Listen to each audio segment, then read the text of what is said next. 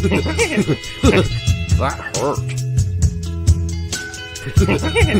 I'm tuned in like crazy, and I'm pretending like I know what they're doing, and I'm, Be articulate and intelligent. Greg's a bitch. That's all. I find them offensive as hell. I've never been a fan. Yeah, fuck that one. Ooh, terrible! Bad! Not bad! Oh, pretty good. Okay, decent, fair, great, I loved it! This sucks. Yeah, you really gotta wonder how the stuff, gets made. All right, welcome to the Straight Red Card. That whole thing where Greg says "fuck him," I still love that. Man, the Brooks thing is really hitting home, close to home now, isn't it? Yeah, I mean it shouldn't it? You gotta substitute in there and say, "BJ, he's a bitch." Bitch. I think I could fix that. Yeah, that's all. It'll be very short-lived because hopefully we get another coach after the Gold Cup.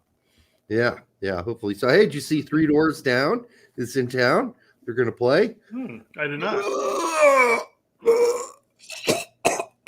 Sorry. You're saying you're not a Three Doors Down fan. Sorry, you almost made me throw up. It's probably that sushi you got from 7-Eleven down the street, man. No, it's pretty much Three Speaking of Doors Down. 7-Eleven, did you hear that they are they're not reinventing? What's what I'm looking at? Reimagining. They're going to be redoing the slur pay. 7-Eleven? Yeah. Are they around? I don't remember seeing nowhere near 7-Eleven. us. Well, actually, there is a 7-Eleven if you really want to go to one. That's off of like no, I don't. like 38th, just north of the fairgrounds. No, I'm not going to That's that the one. only one I know of. No, that one looks scary.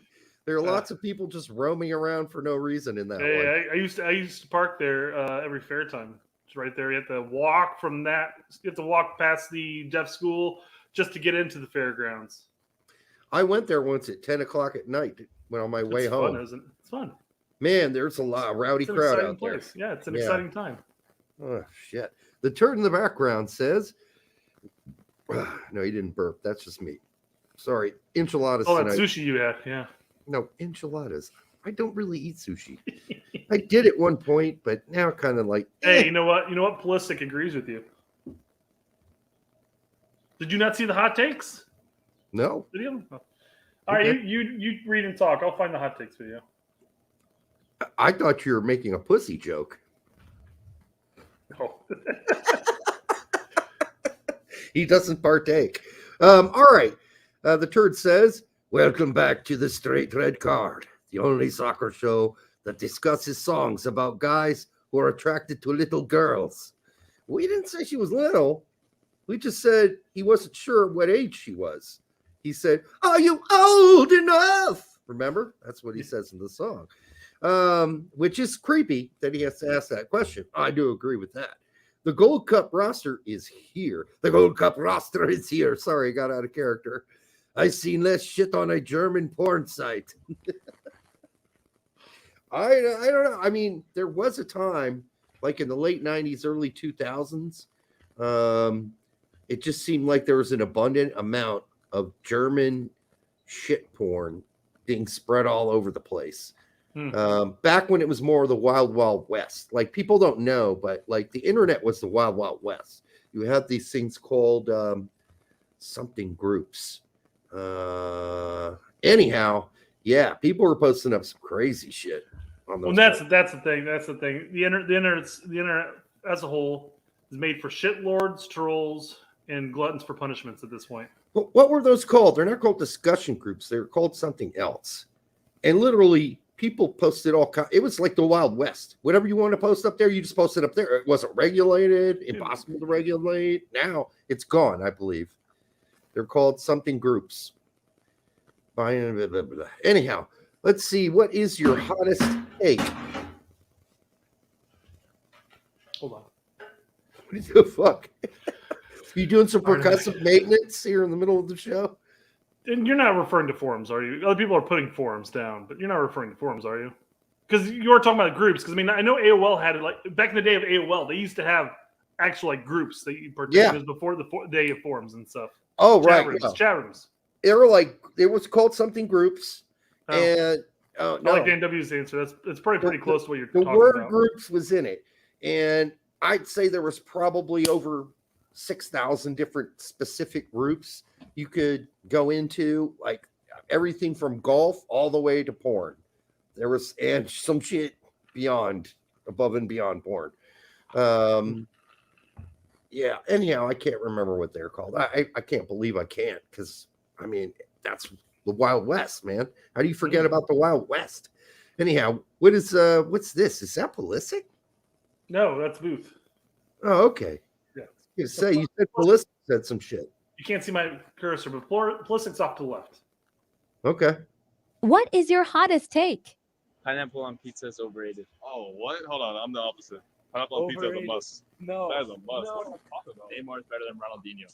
I think sushi is the most overrated thing in the whole world, and I don't think anyone actually likes it. Does he feel the same way about Really, women? sushi, that's definitely a hot take. No one likes sushi. And nobody really likes it. I think they do like it. I mean, people don't eat shit that they just because it's fashionable. I mean, some people do, I'm sure, but I mean, I used to like sushi. So I got bored. Between Booth and Richards, you pineapple or no pineapple? On pizza? I'm not really a pineapple guy unless it is specifically like a ham, bacon, and pineapple. That all goes together well with a barbecue sauce. You can't imagine why you'd have a pineapple on any other type of pizza. That's the only pizza for pineapple. But it's got to have a barbecue sauce pizza.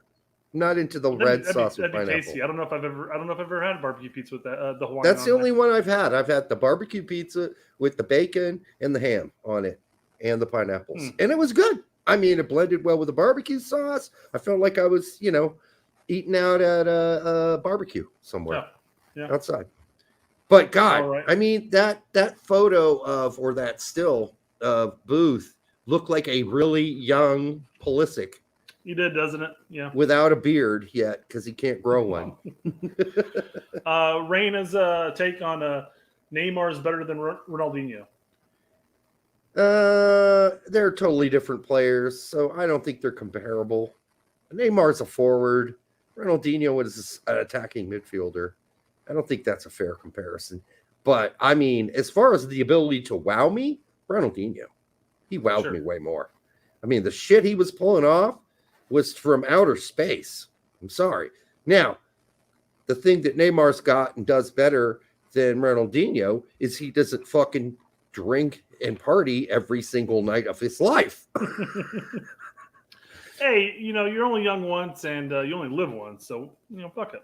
I agree with that sentiment, Brett. I mean, I think if you're only here once, you should have a lot of fun.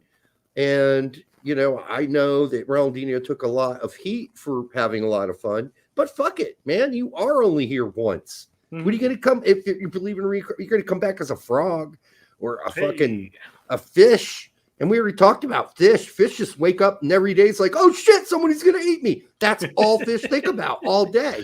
If they thought, So yeah, enjoy it while you're here, folks. Not to say don't overdo it. Don't kill yourself doing it. Don't be a certain what's it? Oh fuck, I forgot his name.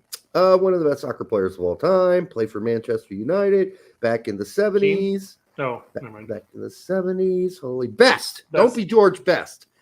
Like, don't be so bad that you need to have a liver replaced and then ruin that liver too. Well, he went Sounds through like he knew what he was doing. He went through 2 livers in his life. That takes a lot of commitment to the drinks. Also want to say, I heard a fucking ridiculously stupid ass fucking quote today on a commercial, a Gatorade commercial of all things. You ready for this dumb shit? You ready for this? I want you to dumb yourself down about 50 IQ points, Brett, because that's the only way you're going to be able to digest this. And I'm sick of these, by the way. I'm sick of these fucking quotes that they use in commercials. Okay, this one is, greatness isn't about what you've done. It's about what you do next. Fuck off. No, it is about what you've done most of the time. What, Michael Jordan's supposed to come back at 58 and win some more goddamn? You stole what I was going to say. Yeah, it's like, ignore what Michael Jordan did in the past. It's what Michael Jordan does tomorrow on the court. Yeah, fuck him. He's nothing now. He's a piece of shit, man. That's not how this works at all. So is Serena Williams? She's not great because she's retired. Not anymore. Roger Federer doesn't get to be great anymore because he's got nothing all coming of next. them. They're all has-beens. Mario Andretti, Michael Schumacher. I'm He barely drive a go-kart now. Napoleon? Is he going to come out of his grave and start fucking fighting some shit? No. He'd lose to the talent. Oh, no, let's not do it. No, he'd lose to the English again. But, what's up with Wellington? That useless piece of shit these days. What's he doing? Like, what a stupid fucking quote. Don't come up with absurd shit, people, because it's a stupid thing. It's stupid. Their quotes are about as good as their jerseys they make. So, at some point in life, you're not going to be able to be as great as you once were because your skills diminish. Okay? Your skills diminish, your brain diminishes, your ability to copulate diminishes. There's all kinds of things you can't do as good as you used to be able to do when you were much younger. All right. So ridiculous. Well, I guess before we branch off to any more topics here, let's pull up Mitch's bingo cards because I feel like we probably gave away a couple of tabs there. Speaking of sluts, you said sluts. Accidentally. So you think Ron Jeremy could reach the peak that he reached early on in his career? No. Ron Jeremy's done, man. That's because he's in jail now, and he'll be receiving instead of giving. He might be giving some too. I bet you he's giving. There may be a portion of the attendees in jail that might approve of that. If he's taken, it ain't willingly, and they're probably telling him to oink like a pig. All right, Derek, good. All right. Okay. Also wanted to say, somebody said Woodrow Wilson was the worst president ever. Saw that on the Twitter somewhere. That's true. He's one of, if not the worst president ever. Nobody really talks about it, but one of the most. So during Theodore Roosevelt's tenure as president, he ended segregation for government jobs. So everybody was kind of hanging out with one another, working in the same offices, right? Mm-hmm. But as soon as Woodrow Wilson became president, that's his first fucking priority, to resegregate. He was the biggest racist pig, dude. That is one of the most racist presidents we ever had. And listen, and just a blatant one. Didn't even hide it, didn't care. So yeah, Woodrow Wilson also had other issues, but we won't get into them related to World War I and how he wanted to solve the world's problems afterwards. Man City beat Inter. Did you care about that at all? No, I didn't care about it until I got the notification from ESPN. So I watched it. It was all right. It was Inter playing pretty. They had a pretty decent game, and Man City was kind of off their game, yet Man City still won. So that tells you everything you need to know there. I watched a documentary about Cairo, Illinois, and it's a really fascinating thing. If you guys have ever heard of it's basically almost a ghost town now, but at one point it had like 15,000 residents. You can go watch it. Just put in Between Two Rivers is the name of the documentary. It's just a fascinating story about how a town that's as vibrant as that all along the Mississippi and the Ohio rivers, the Delta, would just somehow become a ghost town, which is basically what it is now. I think there are 1,500 people that live in that town, which used to have 15,000 residents at its peak. And a lot of it. Somebody take their jobs? Well, that's part of it. I'm not going to get into all of it. I don't want to spoil it, but some of it is, and our friend Larry's going to like us revealing this, but it was some horrible racism. A lot of the people that moved to Cairo were from the Old South, and they settled Cairo, and they brought their sort of aristocracy, their snooty Southern aristocracy with them. And when the rest of the country was desegregating, they refused to. And then when they were forced to desegregate, they said, "Oh, public pool. Well, if the blacks can do it, fuck it, we're shutting that down. Fuck that pool." They shut down like everything. They're like, nothing public, no, shutting it down. There's an unwritten rule that black folks couldn't go downtown, Cairo. And then the 60s and 70s happened, and there was an uprising. And it basically blew up because the town leaders didn't really want to listen to the black leadership in the town and go, you know what?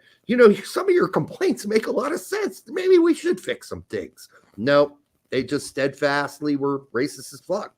And so, it turned into like lots of things being burned down. And anyhow, go watch it yourself. I'm telling everybody the whole fucking, I feel like I don't even need to watch it now. I know. It's a great documentary if you love to see like sort of the evolution of a town in a city. So the people that took their jobs were the aristocracy white folk who ran the town, huh?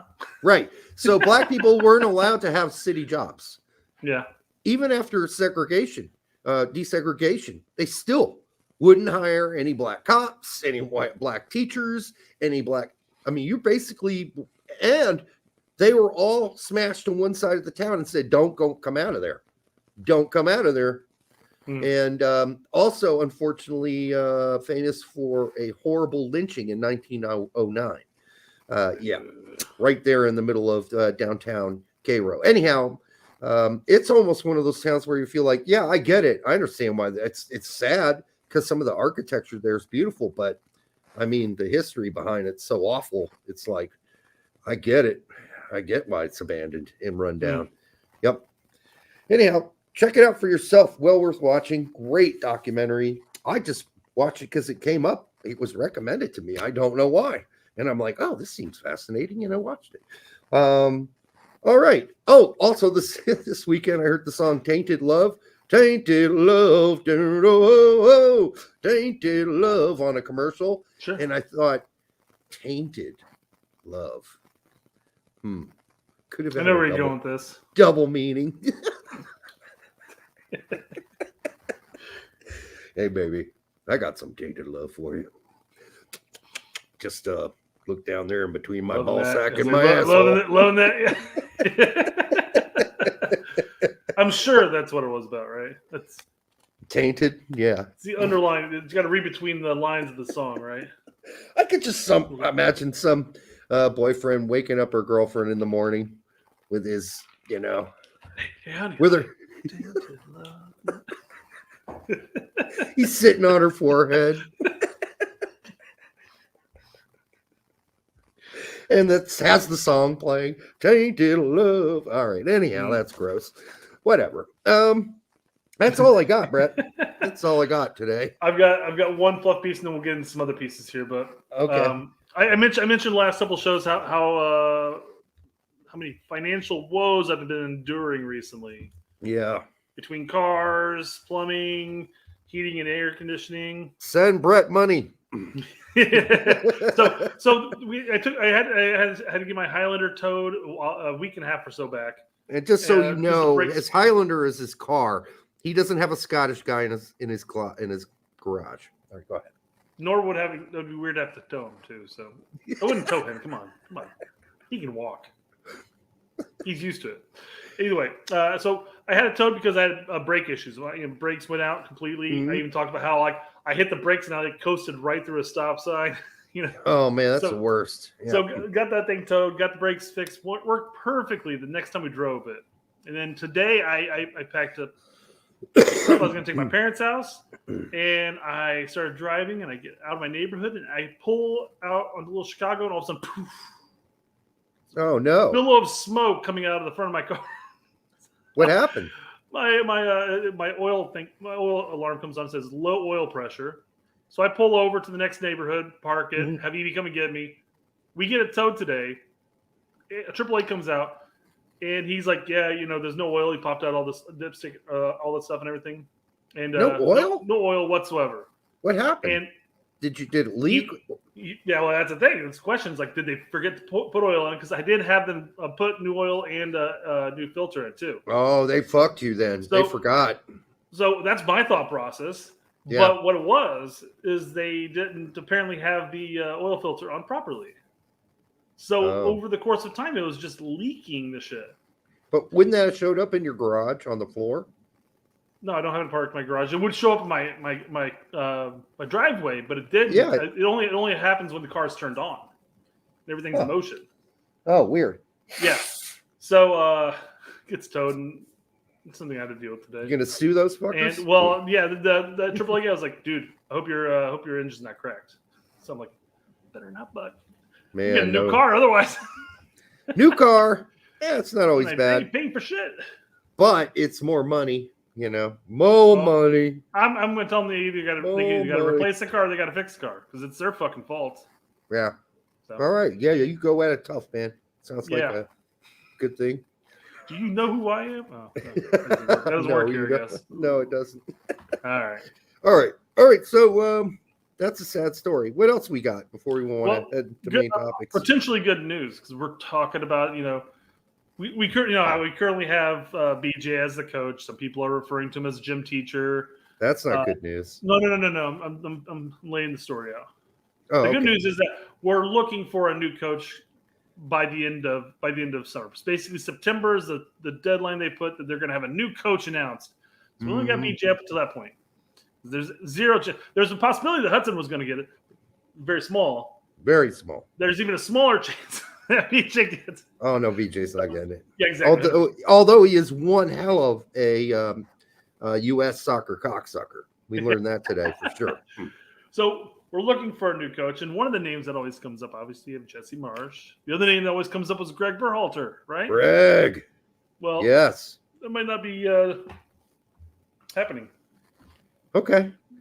That's almost a believable official sources confirm ESPN to ESPN that Sparta Rotterdam is indeed talking to Greg Berhalter about the vacant manager position. Well, that would be fantastic. That would get at least one guy out of the way. We don't have to worry about coming back. That would be really nice. Greg, as Chambers says, did play there. So yeah, let's hope that happens. That would be great. I'd clap. I'd celebrate for Greg. I'd congratulate him because that means he won't be back for the USMNT. And I don't have to listen to any more of this fucking talk about culture and all this other jazz shit that fucking BJ's talking about every time he gets interviewed. I'm so sick of that shit, that namby-pamby fucking shit. Just build your fucking culture and shut the fuck up about it. Shut the fuck up. I don't need to hear about it. I don't want to hear about it anymore. Build whatever culture you fucking want. I don't give a shit. Bring Bruce Arena back just so I don't have to listen to that fucking... it's so fucking ridiculous. It just makes me want to vomit. That's all I gotta say. We know that Marsh's name is still in the mix. Of course, he's apparently in the mix with a couple other teams in Europe. Another name that keeps coming up and has been rumored that to have been in discussion is Cherundolo. I'd like that one. I'd like that one. I'm sure Curtin's still there in the background saying, "I'm still here, guys." I forgot about me, but I'm still here. As far as MLS guys, those are the only two guys that are even for me that are acceptable. The Seattle guy's not bad either. But let's say, I'd rather my pick obviously is Matarazzo, and I'm not going to get to have my pick because it just sounds like they've even talked to him. In fact, he said they've never talked to him before. Yeah, he said. Yeah, he mentioned maybe later on in my career, I'll give back to USSF, but. Yeah, because currently I don't even get texts from anybody at US Soccer, or do I get phone calls? So, probably not going to happen is what he was saying. Yeah. So speaking of Greg, I guess let's stick on the Greg topic here. Here's a list that Greg Beerholder has posted for us of pro Greg and anti Gregs that are currently with the team this window that we know of at least. Okay. We know Pulisic is pro Greg. We've just recently found out that Weah is also pro Greg. I don't like this. Pro in what way? We've already talked about this. Just because he said he should be considered is not a pro anything comment. When I jerk off, I have 3 different lubricants that I consider, but I always use the same one. So that still makes the other 2 losers. Okay. So just because someone's considering something doesn't mean that. I mean, that's what Pulisic said. He should be considered. He didn't suck his cock. He didn't rub his balls. He didn't make a big deal out of it. He didn't say Greg was the best manager he's ever played for, and he really, really wants him to come back. He didn't say anything like that. Completely non-biased. I agree. Yeah, right. Yeah. All right. So have you seen this interview with, or this little questionnaire with Weah?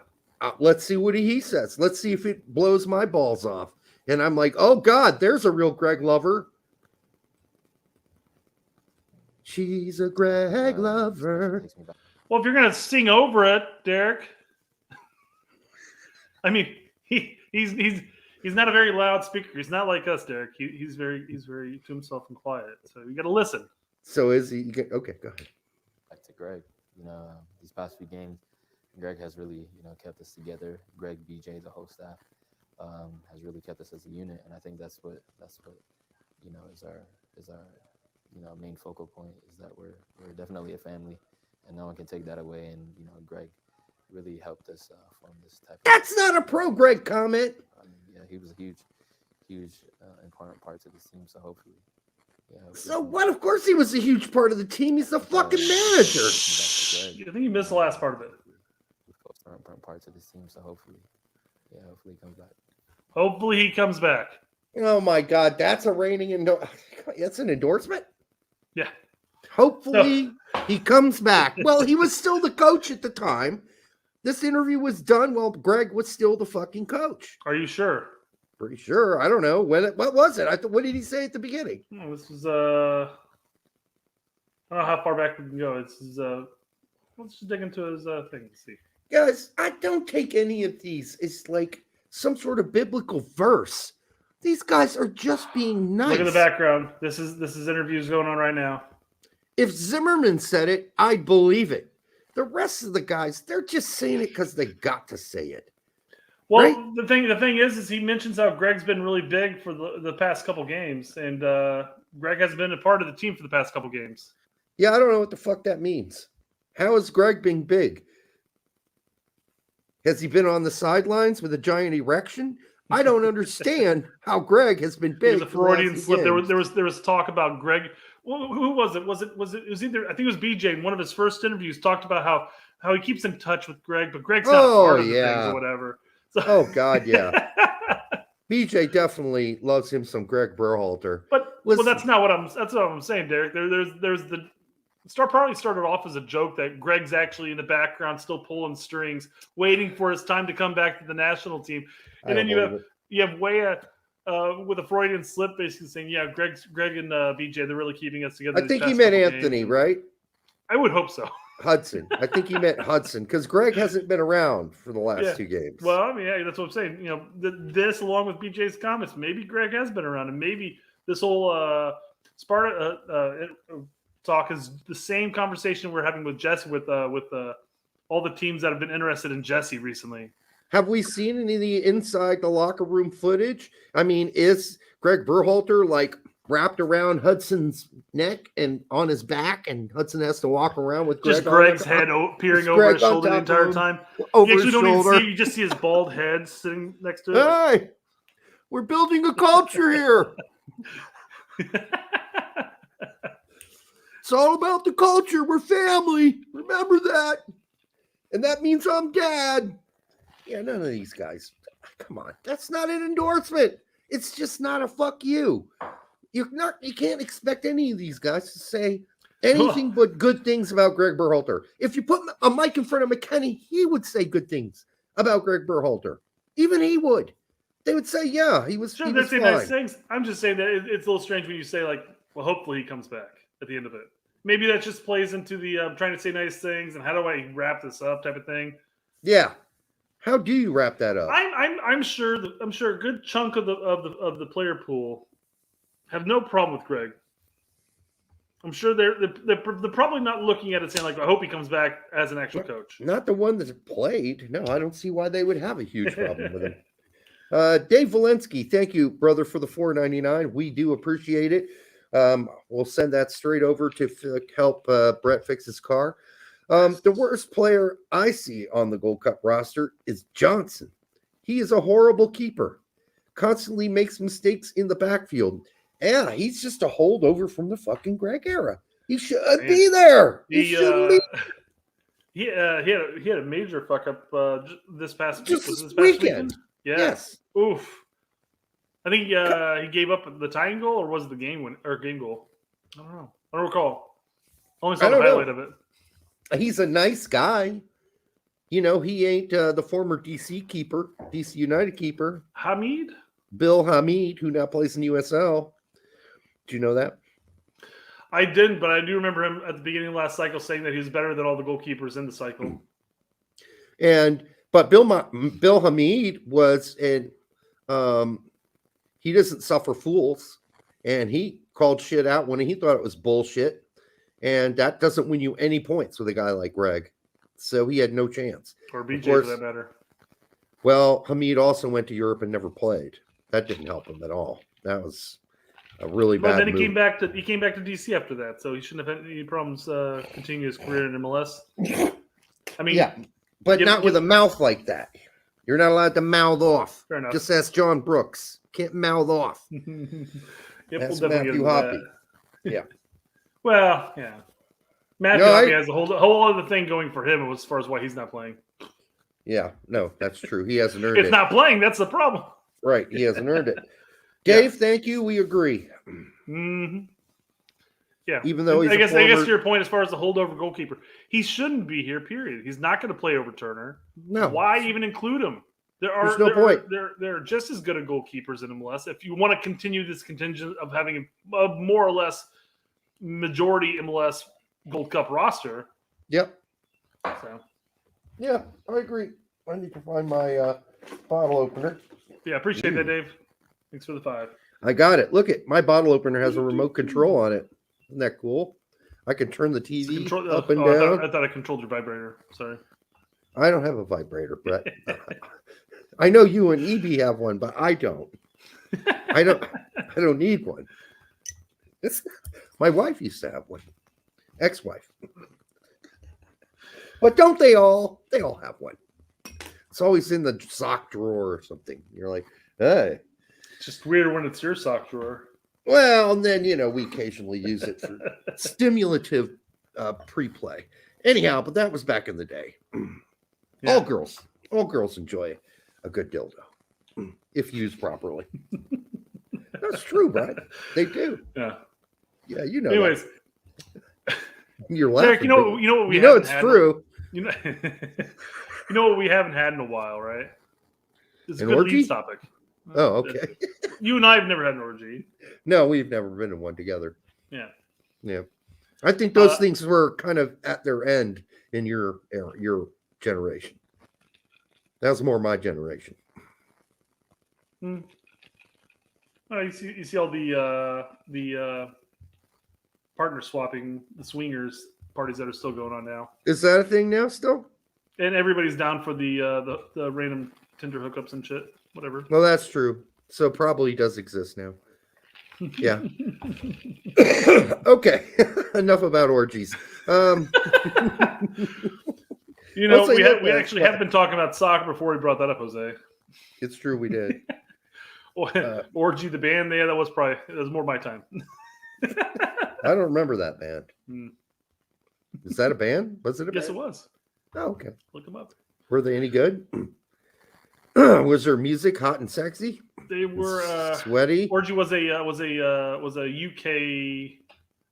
How to describe them? Had kind of a techno rock type of sound to them, and they just did more techno club bass type of music from what I recall. Wait, hold on. Oh, they did. Okay. All right. If I'm thinking of the correct band, actually, I might be mixing this up. Oh, by the way, for all of you, I'm drinking a Golden Drac tonight. Again, one of the best beers in the world. I keep thinking about getting a different beer, but I'm like, no, this is the best beer. I'm just going to get the best one. I know it's expensive. Fuck it. I only drink one during the shows. That's it. It's the only time I drink beer. And so if I'm going to drink beer during the show, I'm going to have a good one and enjoy myself. I've got my dark eyes and or Sprite here. Oh, Yeah. Yikes. We All right. in this household drink enough to where we couldn't afford anything more than dark eyes. That makes sense. Oh, look. I have a what looks to I don't be know what that is. some cum on my nose. All right. Anyways, but Derek, we haven't had a good Leeds topic recently.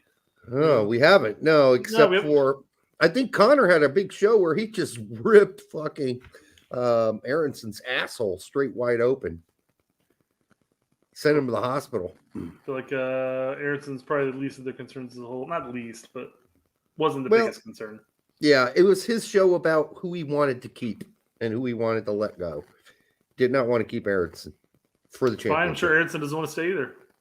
He wanted to keep Adams, but he didn't want I'm sure he anything wants to keep do. Adams.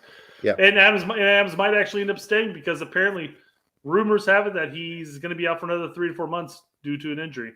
Yeah, and you really don't usually sign a guy when you're really not sure how healthy he's going to be going into the next season and how many games he'll be able to play. Yeah, so we'll see. He might stay. There's a decent chance Adams will stay at Leeds and entertain their fight to go up. Did you hear about one of the managers that was rumored today? No. Farka. That works so good out for some of the other relegated teams. You know, Farka did a good job getting Norwich to the Premier League, right? And so that's all Leeds guys remember, right? And so they want him back for that reason. But once he got to the Premier League, Farka got farked. I mean, they lost. They were poor. So, all right, Dave, you got another one. This one for 99. Now you're talking about Brett meeting you halfway somewhere. Isn't Farkas still at He's in Germany. Gladbach? He's at Gladbach right now, right? Yeah. Why would he go to Leeds? I wouldn't. I'm currently coaching a mid-table team in Bundesliga. Why would I go back to the championship? Well, because the 49ers deal is done, and they'll probably pay him quite mightily for him to come. I'm sure he's getting paid well enough. He probably doesn't have to worry about money. Yeah, and he gets to live in Germany. Yeah. Where they have much better cuisine and better looking chicks. Everybody's saying Farka got fired. Oh, did he get fired from Gladbach? Fascinating. What the fuck? When did that happen? I guess he could go to Leeds now. Yeah, I guess he's free to leave. Why did they fire him? There's also an opening at the U.S. men's national team too. There's lots of openings at the U.S. men's national team. All right. Dave says, thank you, brother, for the $9.99. Again, Brett will meet you halfway, but you have to bring the lube. All Manchester City proves to me is European leagues need to have a salary cap.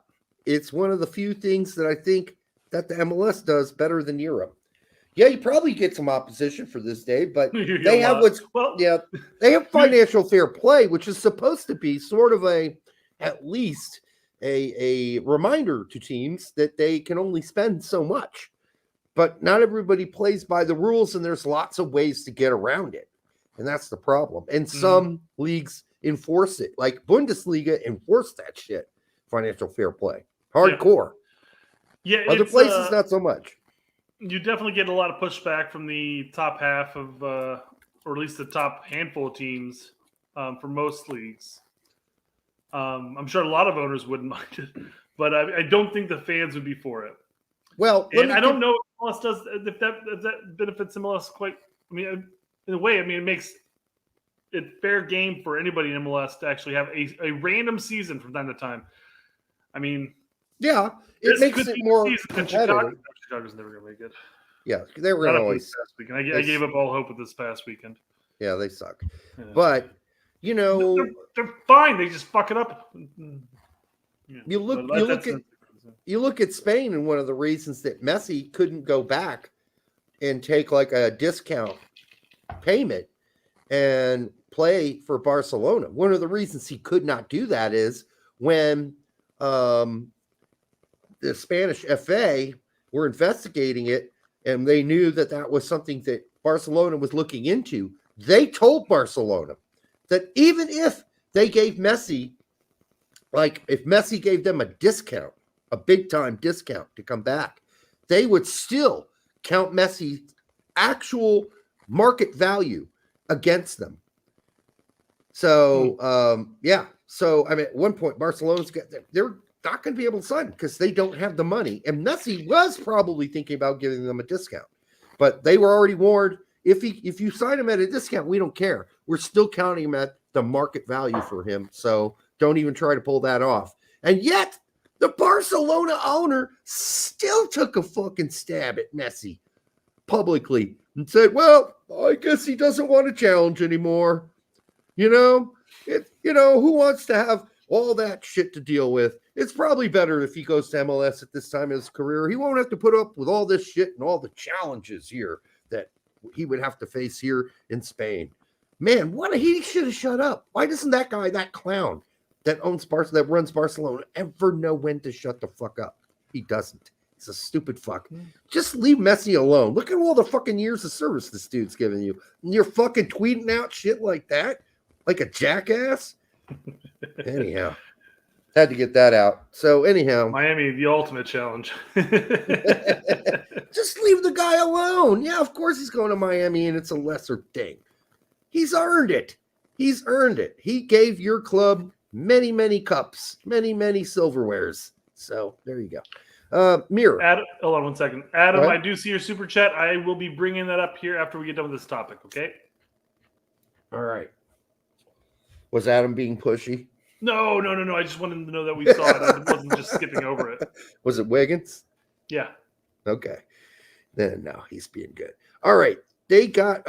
Mirror football. They got regulated because they signed half the U.S. men's national team who weren't very good. This is the Mirror saying this shit? No, hold. No. A brutal take on Leeds United's relegation from the Premier League. By whom?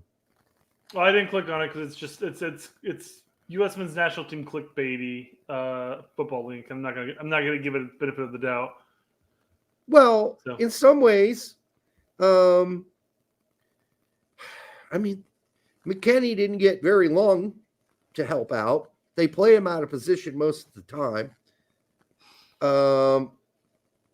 What did I say? I say regulated? Regulators! I didn't want to mount up. I didn't want to interrupt you. You were on the flow there. Sorry, no, not really. Apparently, if I can't actually read the word relegated, I've got a problem. That's a brutal take because that's not fair to Adams. I think if Adams is healthy, they have a chance to stay up. Not a great one, but a bigger chance to stay up. I don't think McKennie was their problem either. Their big problem when they got relegated. So, like I said, when we were talking about Adams or Aronson, I even said Aronson wasn't the problem, although he is a problem. He barely played at the end of the season, so he can't be the problem. He had plenty of time in the beginning to do some stuff, but then again, when you're constantly doing stuff, it might not be that great. But and then you have Bamford up there who flubs chance after chance. Yeah, Bamford being probably problem number one, but problem number two is this is fair. You pay Brunner a shitload of money, you never play him. You pay Aronson a shitload of money, signing money. He doesn't perform and then ends up on the bench at the end of the season. Okay? So I don't see how you can possibly just blame the Americans. And this is what this guy says. Yeah. Nationality as a percentage of the overall squad. 31% England, 9 Spain, 9 US. Coaching winning percentages this season: 0 for England, 25 Spain, 30 for US. Yeah, I do think the problem with Leeds is actually their English, staff and players. Yeah, I'd say so. Bamford, Cooper, Struck, Ayling. I mean, those guys even aren't the worst. Cox, German, he was pretty bad by the end of the season. Christensen wasn't great for a huge chunk of it, and he's not English though, but still. Cox played better as a center midfielder. Was it Cox that they moved to center midfield? Yeah, Christensen played better. Harrison had such a flip-floppy season. Oh yeah, but he had some good games, and then all of a sudden it's like, what the fuck was that? He's been like that for years, though. Yeah. No one should be surprised by that. But yeah, if you pay a shitload of money for Aronson, you'd expect more from Aronson. I agree. Rudder never really got a chance, or Reuter, whatever way you want to pronounce it. So I just feel bad for him because he didn't really get a chance. How could he prove himself? You had Bamford running your 9, so. Well, he's not really a 9. He's more of a winger. I would have taken him over that, though. More of an attacking midfielder / winger. So, but Ritter never really got a real chance. He had like one game during like the FA Cup or something like that. Why was spacing the Rodrigo? Rodrigo was the same way though. He wasn't. I mean, he played more of an attacking minded player, kind of a false 9 most times. But yeah, he definitely wasn't a Bamford style striker by any means. No, he's not. There, and he still scored a lot of goals. So, I mean, yeah, early on, and then it kind of faded as the season went out. But because he was injured, for Christ's sake. But I guess looking at a lot of things, you know, a lot of times we saw with Bamford, like he got a lot of passes with a lot of the Leeds fans, and not all the fans, mind you. Obviously, he kicked himself off of social media because of the shit he was receiving on social media. Right. So eventually, they all started catching on, but they had no problem bitching about any number of other players. I mean, Roca. I mean, outside of just bashing Roca was and 4 for the most part. I mean, I don't know how many times did they bash Roca. I don't even recall. Who? Roca. Yeah, I mean, I bashed Roca. Yeah, and then he got benched for the last 3 games of the season. I never understood that. I mean, he had a couple good games early on, but so did Aronson. Like the beginning of the season looked really promising, and then it just fucking straight up went downhill. And yeah, it's not any one player's fault in particular, but if you had to assign a percentage of the greatest percentage of whose fault it was that they went down, that would have to be Bamford is number 1, and whoever's playing center back most of the games, because they were atrocious. And they would split all that blame, obviously, along with Melier, who had some shit games. Where some shit games, just horrible decision making. So that's not fair. Why am I spacing the goalkeeper that ended up taking his place? What was his name? Yeah, I know who you're talking about, but I can't remember his name either. I mean, but after watching him come on from Melier, why didn't he play? He was more reliable. Of course, he didn't make any amazing saves. He was just solid back there. Whereas Melier would make an amazing save 1 minute and then a shithole mistake the next minute. There we go. Robles, there it is. Yeah. So anyhow, so that's Leeds. I mean, it was a shit season. If Adams is still there, I'll obviously try to watch as many games as I can next season. And if Aronson's there as well. But I don't know if Aronson will be there. It would do him some good. It would make him have to stiffen up and play like a man instead of like a little boy being tossed around by larger mammals. So I have to say I'm not impressed. Was not impressed with Aronson, and I don't want to jump on and be part of the crowd that says he needs to do something and fix his shit, but he does. He just does. I'm sorry. That was very underwhelming. I was so excited for him going into this season. I really was. I thought it was going to be a chance for him to grow as a player and grow his confidence and bring that to the U.S. men's national team. And instead, the opposite happened. His confidence waned. He played worse as the season. He overthought shit. His decision-making became horrible near the box. That's it. You know. So as much as we've bagged on, or predominantly you, but we've bagged on Aronson for flopping a lot. There were a number of those quote unquote flops, though, that were legit fouls or just very physical play that anywhere else in the world probably would have been called a foul. Of course, you know, English soccer as a whole lets the game play a little bit more, and there's a reason why a lot of people dig that is because whistle's not blown every 10 seconds. But it doesn't bode well if you're 90 pounds wet. What is that? 1 out of every 10 was maybe through the season an actual real foul. Oh, I doubt it's that. I'm sure it's more like 1 out of 20. 1 of 5. Oh man, you're giving 1 of 5. 1 of 5. You're giving a lot more credit than I would. Yes, 1 out of 5 is way too high. No, I'd say it's 1 out of 10. I say 1 out of 5 were legit fouls, and the other 4 were him getting knocked over and just physical play. Yeah. Okay. So So that's Leeds. I think we're done with Leeds for now because really there's not much more to say about Leeds. Like I said, I'm going to watch them when I can because ESPN doesn't broadcast all of the championship games. So Adam Wiggins, $5. I appreciate that, Adam. At that price, you'll also have to bring the loot. Have you guys seen the excuse from BJ as to why they left him off the Gold Cup roster?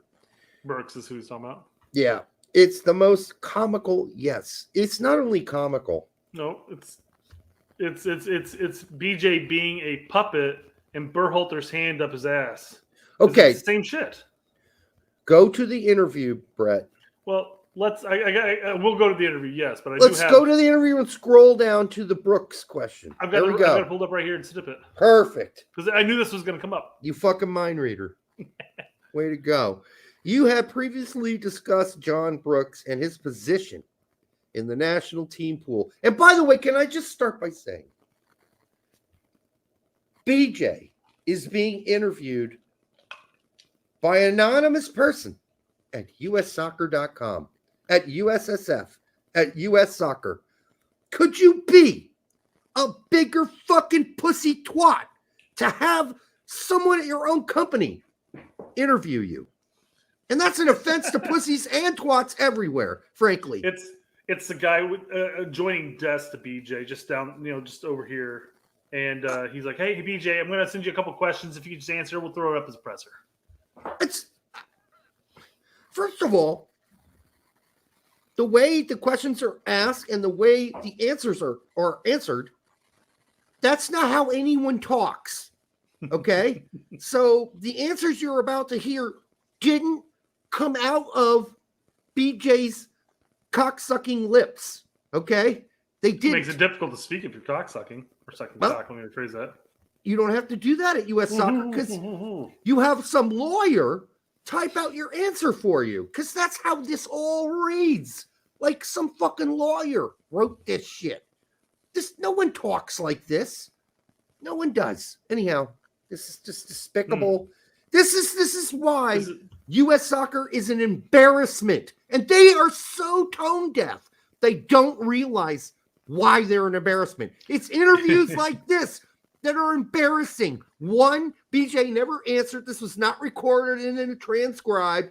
This is some fucking shit they typed up for fucking BJ. He gave like a general way he'd answer, and they typed some shit up and made it all lawyer looking. Like do you think the guy conducting the interview actually wrote the answers for him? It's possible. Knowing generally they have the Book of Greg there, and so they just use the Book of Greg to answer these questions. But even Greg is not this robotic. Like the way these questions are answered are so. I think Jose has the answer for you. They use ChatGPT. I don't even know what that is. It's AI. AI basically wrote the answer.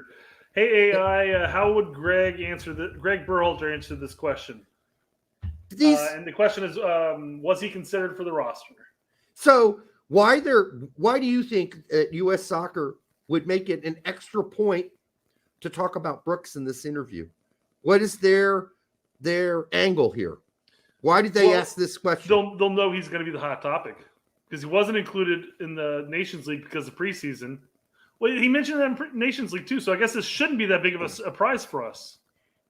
Well, the answer, I think there are two reasons why they inserted this question in here. Two angles for them. One, it makes it's suddenly a hard-hitting, it's the only hard-hitting question, right? Out of all of this gaggle of fairy tale dust bullshit questions that they asked, these setup questions in this interview, right? Mm-hmm. The other angle is, this is what most people were upset by, was BJ's answer in the last interview. Yeah. Was a coddle of fucking shit is what it was. It was goose shit on a fucking island rotting somewhere. This was just for two reasons. The appearance of, they ask hard questions at US Soccer. No, they don't, cocksucker. You got this. You can't fool us. And number two, we got to readdress the Brooks answer because I don't think the answer you give prior was was complete enough, right? Wasn't complete enough. It didn't really give the excuse we needed to give. So we got to revisit that and give the real excuse, which is it's all about Brooks. It's all about Brooks. We want him to have a really good season next year. Joey says, Chat GPT, give me another excuse to leave John Brooks out. But the funny thing is when we read this, you got to put yourself back into the November timeframe or November and December timeframe 2021 of the 2024 cycle or 2022 cycle. Let me rephrase that. Yeah, 2021. Yes. Because this is once Brooks got left off the next roster. The next window after that being left off. This is nearly word for word. This is it. This is legitimate. Well, he's got to get back into form and blah blah blah. And doors are always wide open because somebody who is a consistent starter in a Bundesliga team since he joined them. And yeah, he had some off games, but he's had some good games too. Why does he need to have a full preseason with the team? Doesn't. Matarazzo wouldn't have requested that. I think Matarazzo would have been happy to allow Brooks to go play the Gold Cup. So, this is the key word here is we felt in this particular moment it's best for him. They didn't ask Brooks what he thought was best for him, did they? Because if you ask any people around Brooks and people who know Brooks and Brooks camp, there was no fucking discussion about this. You can ask Pete if you want to. I think Pete, I hope I'm not talking out of turn, but I'm pretty sure Pete knows this as well. And if he didn't bring it up on today's show, then he should have, because Brooks Camp's saying this is bullshit. This discussion never happened about what's good for me. This is their excuse and what's good for them because they don't want me on the team. Now, Brooks didn't say that. That's Brooks Camp. Sure. Okay? I don't want to say that's coming out of Brooks' mouth because I'm not trying to get him in trouble. He's already got himself in enough trouble as it is. He doesn't need my help. So, yeah, this is just horse shit. And I could read some of this, but let's finish it up, I guess. This summer, we will have the chance to participate in a full he will have the chance to participate in a full preseason with them, Hoffenheim, for the first time. So we felt in this particular moment, it's best for him. They're making a decision for him that he may not want. Take advantage of that opportunity and be performing at his highest level in the upcoming season to position himself. Yeah, this is, Frank's covering it up, but for the future of the national team. It's just bullshit. Just say you don't like him. Just say it. But that's again my point that I made earlier.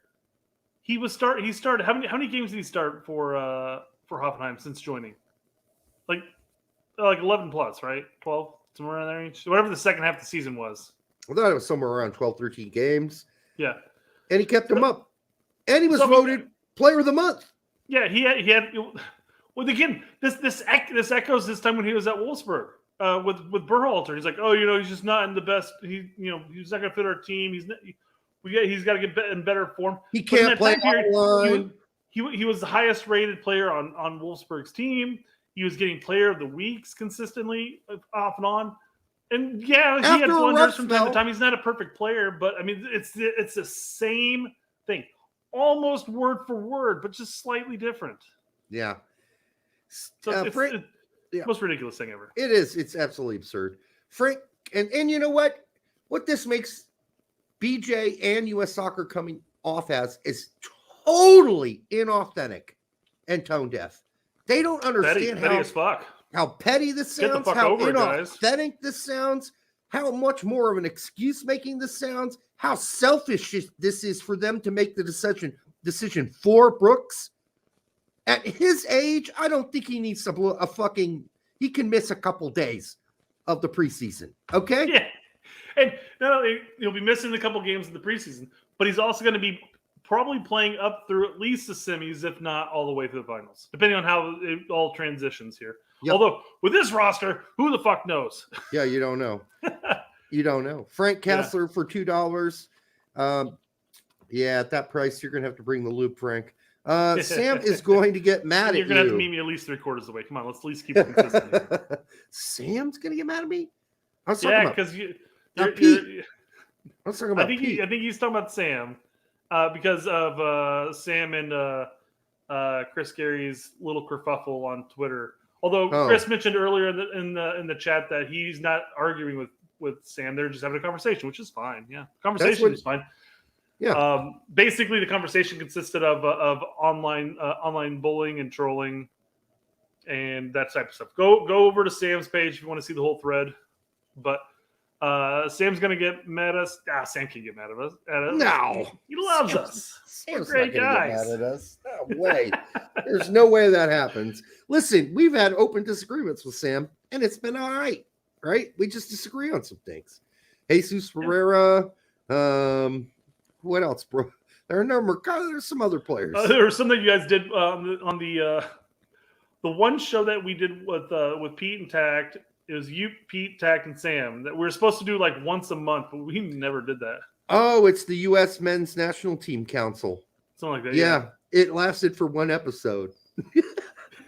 But yeah, Pete and I kind of ganged up on Sam a little on that one. But I don't think that it was. I don't think you did it on purpose. I think it just happened. No, right? It's just like we just disagreed with him. That's all. Yeah. Chris Gary for $1.99. Will the new manager blacklist John Brooks, or is it USSF? It's not USSF necessarily. It's the Greg Crony group, and I honestly don't think Hudson was a part of that. So I think we had a chance if Hudson was still the manager. And by the way, Hudson also said we were going to bring the best team we could for both tournaments. So, if you don't remember that. Yep, I had that point listed down. I think I even posted on a tweet. But it was funny how we went from going from we're bringing the same squad to Nations League and Gold Cup to, okay, there's going to be a little change in there to we have a completely different roster except for like 5 people that aren't going to play in the Nations League. You know? And I've been told that Hudson was told he overstepped his bounds, his authority, saying that publicly, that he should never have said that because he's not the guy that's supposed to make those decisions just because there's not a sporting director. But we all know who's Betty Crocker's around now, and Betty Crocker did not want to do that. He wanted to get, as BJ said several times, as many players experience playing a tournament as possible. Yet while playing the same old fucks you bring all the time, I mean, doesn't make any sense. But I don't think it's the new manager.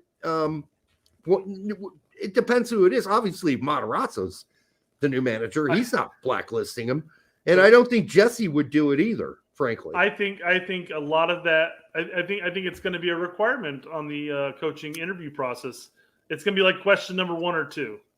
The first question is going to be like, "Hey, what system are you going to bring to the team?" Second one is going to be, "Are you going to blacklist John Brooks?" And if you say no to that, then you're like, "Get the fuck out." I don't think they're going to say blacklist because that sounds say blacklist because it sounds racist. I think what they'll say: "Are you willing to ask John Brooks to grab his ankles and get fucked in the ass during the fucking call-up process? Because if you are, we're hiring you because we don't like John Brooks. Fuck John Brooks." And, seriously, there's something. I assumed it should have gone away the way of the Dota with when Berhalter left. Now, mind you, I guess you still had his assistant coaching staff that's in there. That did you ever hear Hudson say that he talks to Greg all the time? No, I didn't.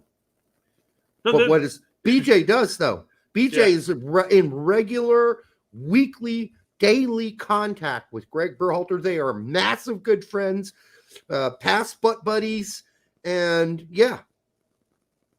what do you expect? But Hudson never said that shit. In fact, what did Hudson say? He said, "We're moving on. We're doing something different. We're moving on. We're evolving forward. We're going to play a different formation. We're going to allow more freedom for our players to play." And BJ just took us back to all this culture talk, all this fucking family shit. Yeah, of course, you're a team. Act like a team, fucker. A team should be a team. That's what the word team means. You don't need to go into all this. You don't hear this coming out of any other locker room around the world. No, right? They don't talk about this shit. You don't. You might hear it here and there, but it's not the core message like it is in every fucking interview for guys like Greg Berhalter and Blowjob Callahan. I'm sick of hearing about your fucking culture. Just go on with it. Do it. Have a good one. Stop talking about it. Stop telling us about it, you fucking cocksuckers. But it's going to change the way the world views American soccer, Derek. No, it's not. Because we look soft. We're always talking about this shit. Looking soft. Frank Kassler, $5. Betty needs to call Lopetegui. This enough to meet halfway? You're getting closer, Frank. Getting hot. Yes. Getting hot. Sweet. Well, maybe this is like a second or third super chat today. So I know. I mean, you might have to give him some special attention, not just a reach around. All right, what else we got? Or something? No. I'm not asking you to toss a salad while you give him a reach around or anything. Major pass. I went off the. I love how disgusted you were by that idea. You're like, ugh. That's called not for $15. You know what that's called? A rusty trombone. Yeah. Have you ever heard that? Yes. Yep. Anyhow, all right. If you haven't heard of that, folks, that's called a rusty trombone. All right, what else we got? I don't know why is it rusty, you think? Why is the trombone rusty? Because it seems like if you have some tends to be brown. Lubricant on it, it wouldn't be very rusty. Like rust I would be. I think the rusty aspect it comes from where you're trying to toot the horn at. I never thought of that before. I was just thinking about the other end of it. All right. Yeah. All right. What do we got next? Wait, hold on. Actually, let's. So this is the actual interview that we were talking about, guys, and this is where this quote came from and everything. I don't even like that guy's face now. I don't even like his face now. Wait a second. If you shave his head and he loses a couple, is he related to Berhalter? No, he's too near diabetes. Well, that's what I said. You lose a couple pounds. He's chunky. He's like us. He's a large mammal. He's not in good shape. I mean, he's probably in better shape than we are, but yeah. I have nothing nice to say right now, so just let's move on. What else do you want to cover in this interview? Except for all the lame-ass questions they ask. Well, Derek, could you give us your thoughts on the 23-man roster for the CONCACAF Gold Cup? His thoughts? They want his thoughts. What are your thoughts? Oh, my God. And then the way that this is written up is like, he didn't say any of that. Any of it. That's just some fucking writer at US Soccer wrote that up for him. Like, he asked Callahan for some bullet points, and he's like, okay, yeah, I'll write that up for you. I'll take care of that. Look at the first sentence, at least. It's a roster that has a good mix of veteran players that have World Cup experiences and young players that have earned an opportunity to come into this camp and represent the United States in the Gold Cup. The World Cup vets are the ones that a lot of people are going, why the fuck are they even here? Aaron Long. And how's he a vet? He didn't play. What? Yeah. Matt Turner's the only one that Johnson really didn't play played. either. Matt Turner. Don't tell me Morris is a World Cup vet. He played 20 fucking jackass minutes. Yeah. Don't tell me this. Don't say things like this that are so inauthentically, it's not true. It makes you look like a fucking asshole, is what it makes you look like. I think it would have been better of a sentence if you left the World Cup off. Just said, we have a mix of veterans with experience mixed with young players that are earning their first cap. The more specific you get, the more of a liar you are. People are like, bullshit. Yes, obviously, bullshit. We're trying to expose as many players as possible to tournament competition. Like who? Timothy Tillman? Who got fucked? So you could bring some jackassery midfielders there? Yeah, so I had a lot of the same questions you did, so I decided to take to the Twitters to find out why certain players weren't included, and asked ask our fine followers why. Timothy Tillman's not injured. And- Malik is. Well, Timothy Tillman had an injury, and then he came back, and then he's been off and on because he's been playing Champions League game, missing MLS games, and apparently LA Galaxy have like 2 games a week up until like July 15th. LAFC. Right. Yeah, sorry, my bad. Yeah. But the point being is that between his previous injury and then match or just fatigue is why he was left off the roster. That's what I heard about Acosta too. That's why Acosta. My point to that was, well, if fatigue is the problem now, then I guess he has Camp Cupcake to look forward to, because that's the only window that's going to be available when he's not playing multiple games a week. And our Euro guys do this all the time too, though. Mm-hmm. So I don't like this. My thought process is maybe this was Cherundolo saying, "Hey, BJ, maybe you don't call him in this time because we really need him in this stretch." You know. Well, I think he did that with Tillman and Acosta, who've been in and out with injuries. So that's why we're not going to see either. But glad Timothy rushed on out and got his. Well, let's just made his one-time switch. Let's go over this then, okay? Let's say screw the Q&A because. Yeah, fuck that shit. That's just probably going to piss Derek off. And I know you guys might like that, but we have a show to handle here. Yeah, that's just bullshit. It's a robot could have written that.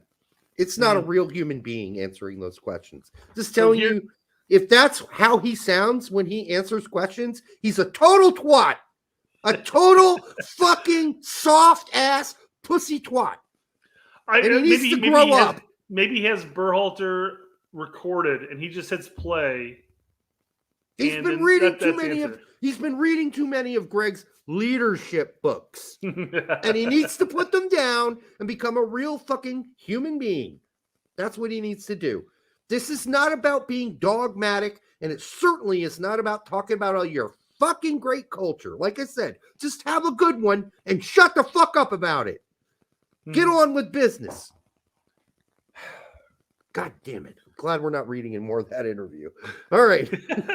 Logan Hill wants to know, how did Busio make it over Tessman? Actually played over him. Tessman picked an inopportune time to get married. So, okay. This is very Miazga-like. Yes, thank you. Took my point away from me. Because I'm like, wait a second. It was this literal window last cycle that Miazga did this exact same thing. And he wasn't seen from again until this window. I know. And now he's not playing as good. And you're wondering why he's here again. It's just it's fascinating. It's really fascinating. So there's another name. Actually, why don't I just go through the list here of people who are. We already talked about Brooks. You want to go through this and then by position talk about? Sure. Why don't we do that? Yeah. Sure. Yeah. Okay. Goalkeepers. Yeah. I like Gaga being on there. I like Matt Turner. Sean Johnson makes no sense to me whatsoever. It's just wasted. None whatsoever. It's a waste of. This would be another time where you could bring in one of those younger type MLS goalkeepers that you. How about your guy?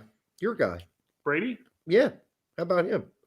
Well, shit. We played Richie this past weekend, so I mean, why not? Spencer Celentano from Cincy would be great. Why don't we bring the MLS? I guess Celentano would have been a great pick. I guess Inter Miami probably wouldn't want their kid to be gone for two. I'm not windows. so bought into him yet. Well, I mean, all I'm saying is that any of these options would be better than bringing Johnson back in. And then I like Sean Johnson.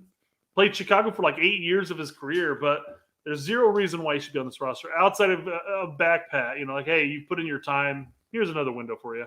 He's a super nice guy. Yes. And I'm not taking that away from him. And maybe he's there to bring the nice guy vibes. I don't know. I don't get it, that pick. But DeJuan Jones, I'm not unhappy to see it all. Aaron Long, what the But he's another one. He's a seasoned vet under Berhalter. I mean, has a World Cup experience, Derek. He went to Qatar. When I read this earlier today, I just couldn't believe he was on there again. My first thought went to McKenzie, right?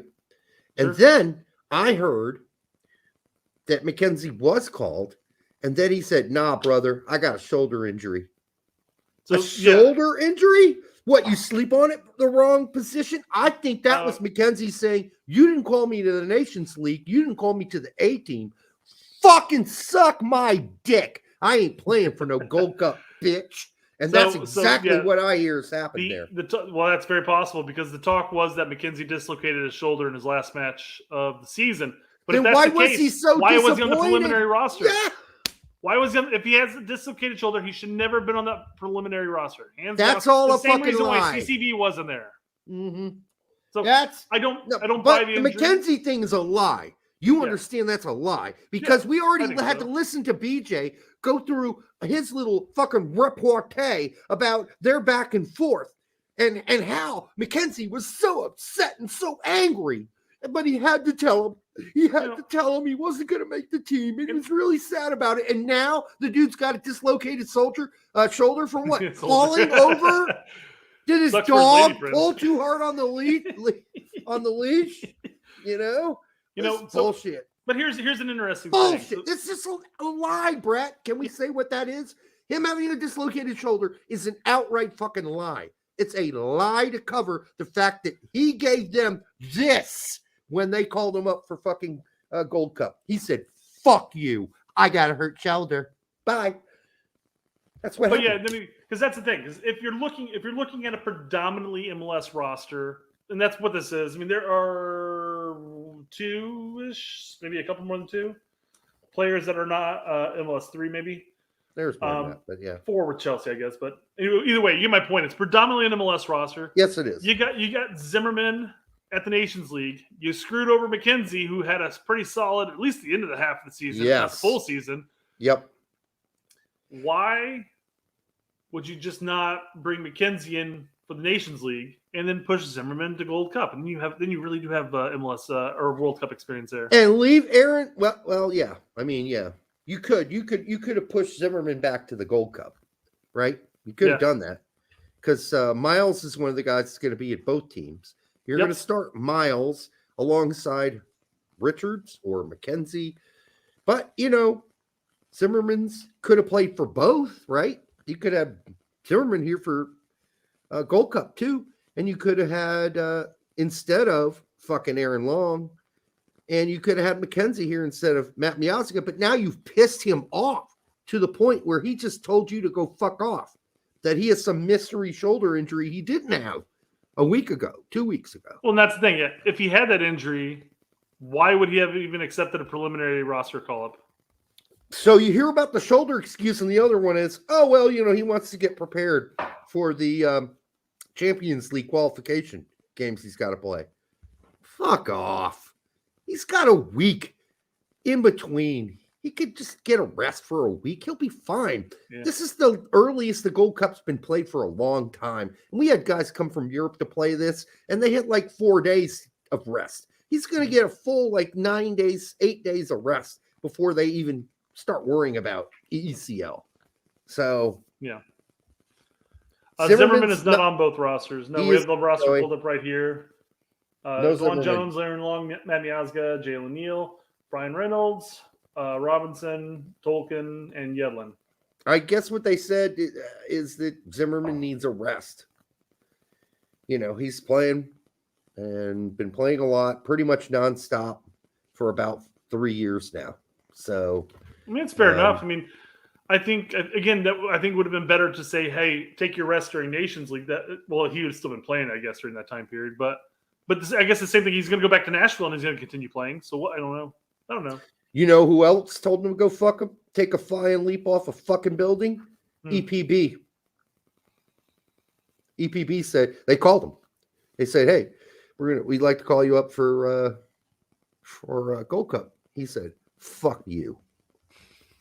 And hung up the phone. I don't know if that's an actual phrase he said too. I think you can quote Derek on this too, guys. I don't know if that's how he said it, I think but he definitely said, "No, thank you." But if I were him, I would have said, "Suck my dick," and just hung up the goddamn phone. I mean, again, there's zero reason why EPB would have been listed on the preliminary and not called into the Gold Cup at this point. Yeah, makes no sense. Zero reason. So he did refuse. This is what I've heard in reports. He did say no thank you to this.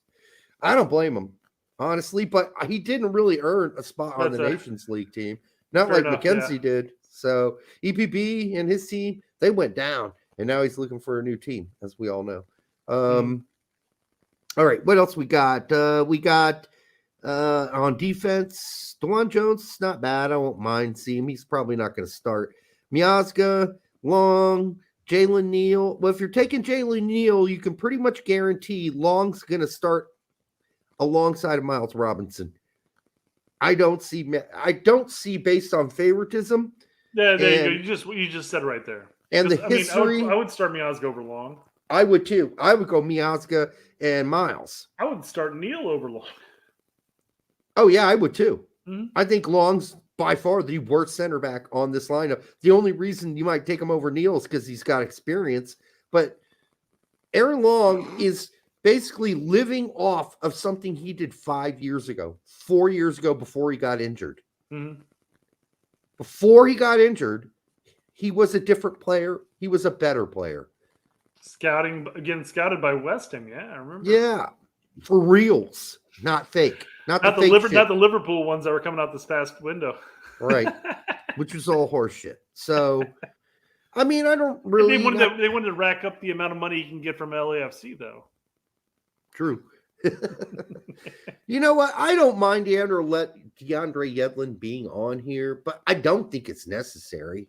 I think you could have taken somebody else. I mean, I'm thinking Marlon Fossey from Standard Liège. I thought he earned a chance to play as a back here. Is he back? Yeah, he can play back. Better as a left wing back or a wing back, excuse me.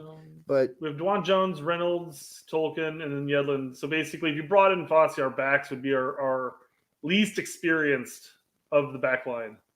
Still, who cares? Who cares? When is Fossey going to get a chance? He had a great season at one of the usually best clubs in Belgium. Standard Liège is usually up there. They're one of the best teams. He plays on that team. He scored some pretty good goals this season. He was pretty regular. Got lots of minutes. I don't know. What do you want him to do? Did he play any worse than Brian Reynolds? I thought he played better than Brian Reynolds. And yet Brian Reynolds is on this team. But nobody knows who Marlon Fossey is because he hasn't played with us since a youth team like the U19s? U18 or something like U18s or something like that. So they've forgotten all about this kid. Like just sort of like hey, we're keeping tabs on some of our players and that's it kind of team because it's not even U20, definitely not the U17s. Yeah.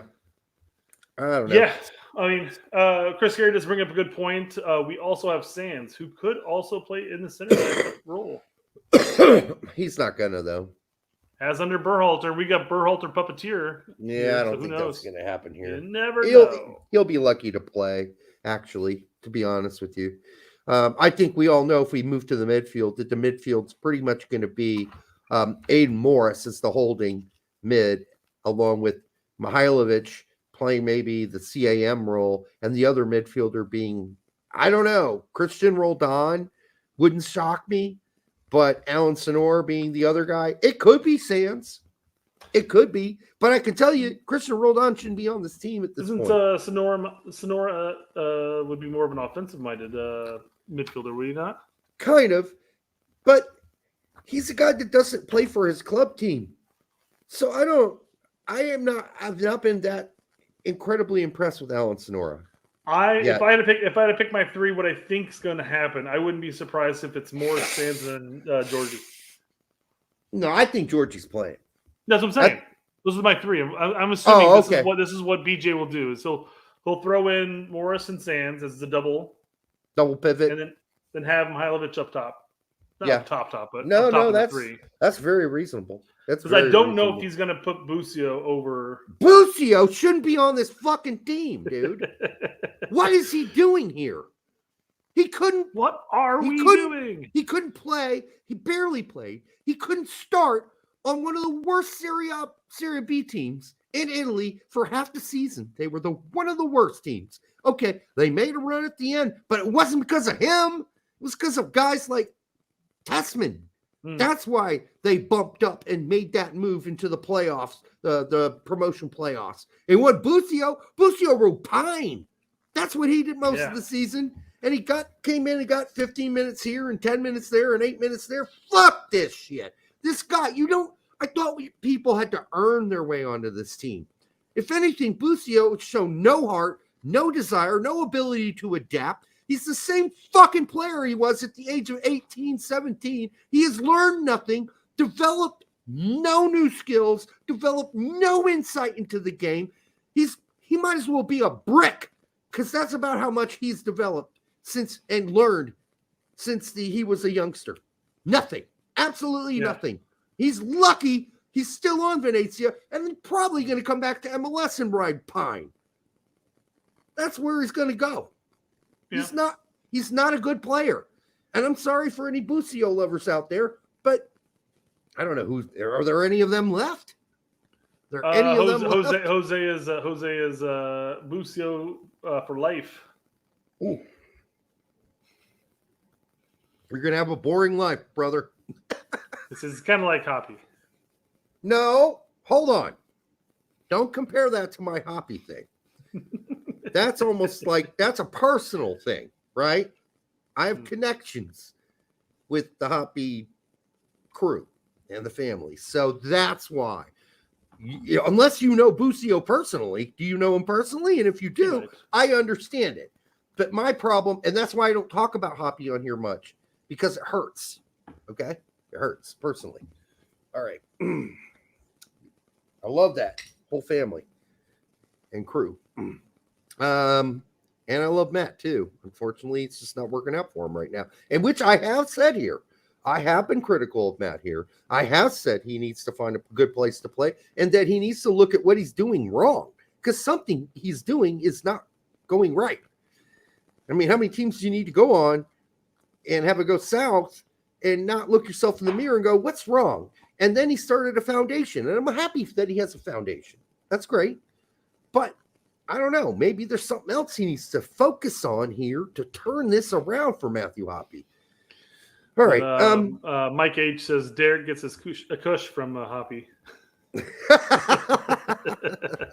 don't need you to do that. But yeah, Hoppy's my dealer, man. Foundation's just a front. By the way, I've been weed free for what? Months now, Brett, right? 4 months? Oh, is that why our show's gone downhill? 5 months. I thought it's gotten better. You're welcome. I forgot too much shit when I was stoned and we were doing this show. You know, you'd be like, yeah, I just told you that 2 minutes ago. I'd be like, you did? Oh, I didn't remember that at all, Brett. you know, your memory kind of goes to shit sometimes. Giovanni Corona, good name. The spelling of Giovanni is really interesting, but it's all sounds great. It sounds like you should be a movie star or something. $2. Brett will meet you at the door for that. You have to go to his door. I'll give you a wave as I drive by. No, he's got to drive to you for $2. Okay. That's not enough money, but we do appreciate it, and nonetheless, you're just not going to get a lot of action for that. Busio has great hair. He's a Busio believer. Here we go. This one's right up your alley, Derek. More like Gianluca Bustio. That's a good one. No, I mean, listen, this is nothing personal. I'm sure he's a fucking charming kid. All right? With the best of intentions. But a soccer player with a high ceiling, he is not. He's not. Paxton Aronson, would have liked to have seen him. Diego Luna could be in this roster. Paxton could, because he plays for Frankfurt. Diego Luga can't get any time. Diego Luna can't get time for Real Salt Lake. What is that saying? Now, that might be an indictment of Real Salt Lake. Yeah, I was going to say, it could be that issue. It could just be the location. But, I mean, he had his good World 20 or U20 World Cup. But against adults. Did he have a great U20 World Cup? I don't know if I'd say great. He had a good one. No, I wouldn't. I'd say he had some moments. He had some really spectacular moments. That's the problem with Diego Luna. Yeah. Diego Luna's a guy that has spectacular moments. But then he has moments you're like, what the fuck are you doing? What are you thinking? Why are you dribbling into 4 players? I get that he wants to take shit on, and I like that attitude. But at some point, you got to wonder, who's that fucker that used to play for Atlanta United with the red hair that played for Indy 11? Carlton. Yeah. Carlton did a lot of that dumb shit where he just dribbled in like, I'm going to take on 6 guys. I think when we saw him in Indy 11, man, it was absolutely one of those things where he's like, I'm better than this place. And I'm going to do all this stupid shit. And sometimes it panned out, and most of the time it did not. Now, Luna has the advantage because most of the time it does work out for him. But it's still like the last pass. It's the finishing touch. It's that movement, the last thing that happens when you're inside the box. That doesn't seem to work out enough for Luna yet. And he ain't I'm not saying he's Andrew Carlton, because Andrew Carlton was a fucking bust. Big time fucking bust. So he hit some mental issues as far as just on the pitch. Not actual mental issues by any means. Mental health issues. Mental. He thought he was a rock star. Yeah. And that's always been Andrew Carlton's problem. He thought he was a rock star. No, I mean, through his youth career, he was. Then he got to the big times, and then it started off okay-ish, and then... Yeah, but he always had the maturity of a 6-year-old girl. That was his problem. That's what I'm referring to as far as mental issues, not actual, mental issues. Yeah. Chambers says Tim Tillman is hurt. Yeah, we talked about that, Chambers. We did. We said that's possibly the reason that he and Acosta, who have been in and out of the LAFC lineup, didn't make this team. It's very possible. We also know that Malik Tillman is injured. We talked about Tessman getting married. McKenzie having a sprained right testicle suddenly out of nowhere. Okay, so that's like but going back to that real quick, with Timothy's injury, he was injured. Then he played 4 games with them with LAFC and MLS. Yeah, and then he played both Champions League matches and then missed the last 2 MLS games. Yeah, Chambers mentioned on Twitter that it's more fatigue at this point, and maybe just recovering from his injury as far as just getting back to match fit and everything. Maybe. Yeah, he's had 2 days. But I really think this is more of a trundle of saying, hey, our schedule is jacked and we can't really release him. Do you really need him? Really? You can call him back in afterwards, right? Do you think that's the same thing they said about Acosta? Although I haven't heard that Acosta was actually asked, which maybe they already knew. He's been in and out of the lineup. So no Keaton Parks, by the way, in the midfield. Just looking up here. Acosta wasn't even part of the preliminary. Yeah, because he was injured at the time. No Gutierrez, your boy Gutierrez. That's one I would have loved to have seen called up here. Yeah. Bullshit. How about Alex Mendez from Vizela? Yeah, why not? He's not at Vizela anymore. I thought he's moving to Mexico or something like that. I thought he was still there. I don't know. I'll have to look it up. Off to Mexico, but who knows? You might be right. Yeah. Listen. By the end of the season, though, at Vizela, he had lost his starting spot for a while. He did regain it back, then lost it, and then regained it back. I don't know what's going on with Alex Mendez, but you know what? I would have liked to have seen him rather than seeing Christian Roldan again. Like, I'm pretty much done with Roldan. I'm done with Long. I'm done with Johnson so far on this list. Those are guys I'm just done with seeing. I'm pretty close as done seeing DeAndre Yedlin, too. Very close, if not already there. Okay? So, instead of, say, Busio, who's barely played in Serie B. Yeah, give it to Alex Mendez. What about even Ledesma to that extent? He's at least playing. Yeah, that's true. He was once, highly regarded as the future. Yeah. But I haven't really seen him blow anybody's dick off in MLS yet. Have you seen Busio blow any Italian dick in Serie B? No, Busio should go. He shouldn't even be on this lineup. Busio does not deserve to be here. He has not earned it. He's done the opposite. He said, look at how bad I am. Look how fucking jackass awful I am. Please don't call me here to this fucking lineup. And some fucking dickwad got on the phone named Blowjob and said, hey, I heard you really sucked this year at Venezia. Why don't you come out here and play with us? And Busio, how could he refuse? He'd say, listen, I didn't got to play that much this season, so that sounds like a good opportunity for me to get some minutes. Well, he won't. I don't think we're going to see him. If we do, God help us. I mean, we might get – I forgot who's in our group, but if we play like Nicaragua, he might get some time. Yeah, Paxton got more time at Frankfurt than Philly. I know. Isn't that weird, Frank?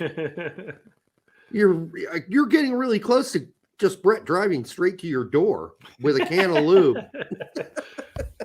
It is weird, but then, you know, I mean, we thought that I didn't think that would happen, honestly, but I do see something in Paxton. And you know what? The parents and the team always said that Paxton had more potential than Aaron. And I hope that's true. But boy, when I watch Paxton play, he looks so much like Aaron. It kind of weirds me out, and I hope they don't turn out to be the same player. I hope Paxton takes it to a different level than Aronson has. Well, they look a lot like maybe Aronson, maybe Brendan needs to go to Bundesliga instead. Then Brendan. And God, could you have more like Duke lacrosse player names than fucking Brendan and Paxton? Jesus Christ. What are we doing to kids these days? All right. That could be Jason Lee's son is named Pilot Inspector.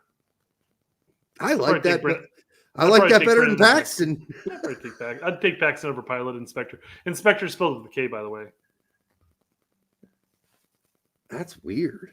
That is weird. But it'd be funny. Hey, let's meet my son, Pilot Inspector.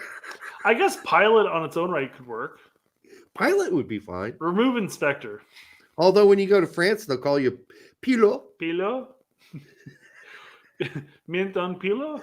This is my son, Pilot Inspector. All right. Adam Wiggins for $5. Okay. Well, you know the deal, Adam, and where that puts you with Brett. And so we'll just keep tabs on this. We're working way up that list, man. Yeah. This roster is a prime example of why the Gold Cup should only be played every 4 years and on the off year with Nations League finals. Well, you know, the only thing I would say about that is, though, Adam, was we need as many games as we can get. So I'm kind of glad. Especially this cycle, yeah. Yeah. That it's obnoxiously here again. And obnoxiously will be back again, you know. Well, I mean, CONCACAF has to make that money, so it's every 2 years. We're getting to a point where CONCACAF might have it every year, so could be. Jumping back because I missed this one. Giovanni Corona, movie star, $5. How good would Brooks have to be to get called up? He's already good enough to be called up. He's already proved it. He went to a team that was in the relegation battle. He kept them up. He was voted player of the month by Hoffenheim fans. He was the center point in a back three. So with the central center back in the back three, he was the leader of that back three. He was the one with the context, letting everybody else where to go, where to move, where to shift. He's the man. He can be a dick. I don't deny that he has an attitude. That's obvious. And but there's nothing wrong with having an attitude if you can back it up. And recently he has been Champions League starter or Ballon d'Or. Champions League starter or he's not going to be either. He was a Champions League starter when Greg screwed him over. Wolfsburg. Yeah. But yeah, Hoffenheim are not going to be in Champions League next season. They barely stayed up. Yeah. And by the way, no defenders can be Ballon d'Or. That's just a fact, Jack. Unfortunately, who's the last Ballon d'Or who's a defender? I'm just kidding around, but I was going to say Beckenbauer. But he was a sweeper. So does that count? Basically, he did whatever he wanted. No Paredes. Yeah, I was kind of wondering about that too, Jonathan. I would have brought Paredes for this. But I don't know. We brought Gaga. We brought Neil. Neil was at the U20s, wasn't he? Yeah, but we're talking about left back, left wing. You could have brought him instead of Jordan Morris, maybe. Julian Gressel. And played him as a left winger. You could have brought him instead of fucking Julian Gressel, who has no right to be on this fucking roster. Zero right. Well, give me for a loop that he's listed as a forward because the last time he played for us, he played right back. Yeah, well, apparently he's going to play winger now. I know he can play right back and he can play winger, and he's played some center mid for. The dude's 30 years old. What are we wasting our time for? This guy will play at best if he makes the team, which he's not going to. One World Cup. Why is this spot being taken up? Zero chance. He's not going to play in the World Cup. No chance. He's not going to make the team. I mean, just because, like, I used to think, oh, well, he finally made the one-time switch because, he got married to an American chick. And now he's an official American. So what? Now we're just going to shower him with gifts of roster spots on Gold Cup teams? For what? Yeah. Why? There are young players out there that need chances. Why are you wasting a spot with an old curmudgeon like Julian Gressel? We need to cap time Julian Gressel. He has a brother. I don't know who Julian Gressel is. That's who Julian Gressel Green? No, that's who Julian Gressel. He's missing one S, but we don't need to cap time. He's never played for Germany. Who are we? I thought you were kidding. I mean, certainly you're. No, he is joking. He's absolutely joking. He's joking. Gressel is there because he's a good crosser. I guess. I mean, I'm a good crosser, actually. Really good crosser. Was. I don't know if I still am. But give me a couple weeks of practice. Acosta's a really good crosser. So I guess if taking Chambers' comment here to heart, maybe the reason Julian's brought in is to play a pivotal role in this specific window so that Brandon Vasquez can get on the crosses. It certainly isn't going to be Jesus Ferreira, but yeah, I mean, maybe so. Maybe he's looking specifically pigeonholed at this specific cup, and we need somebody who can lace a cross in there. Not looking at the future by any means. Well, because that cross is not going to be laced in by Cade Cowell. Let's be honest about that. Well, we know exactly what Cade's going to do, right? Right, he's going to cut into his right foot and take a shot because he does not have a left foot, really, to speak of. So he's not going to burst down the left side and make a brilliant left-footed cross into the center. It wasn't a compliment. So, yeah, Caden Cowell seems to be like everybody's favorite at U.S. Soccer right now. Well, as everybody's pointing out, and they pointed that out when we talked about the U20s and stuff like that, is that Cade Cowell is basically just a younger Jordan Morris. He is. And I said that months ago. Mm-hmm. That's what he is. He's a younger Jordan Morris.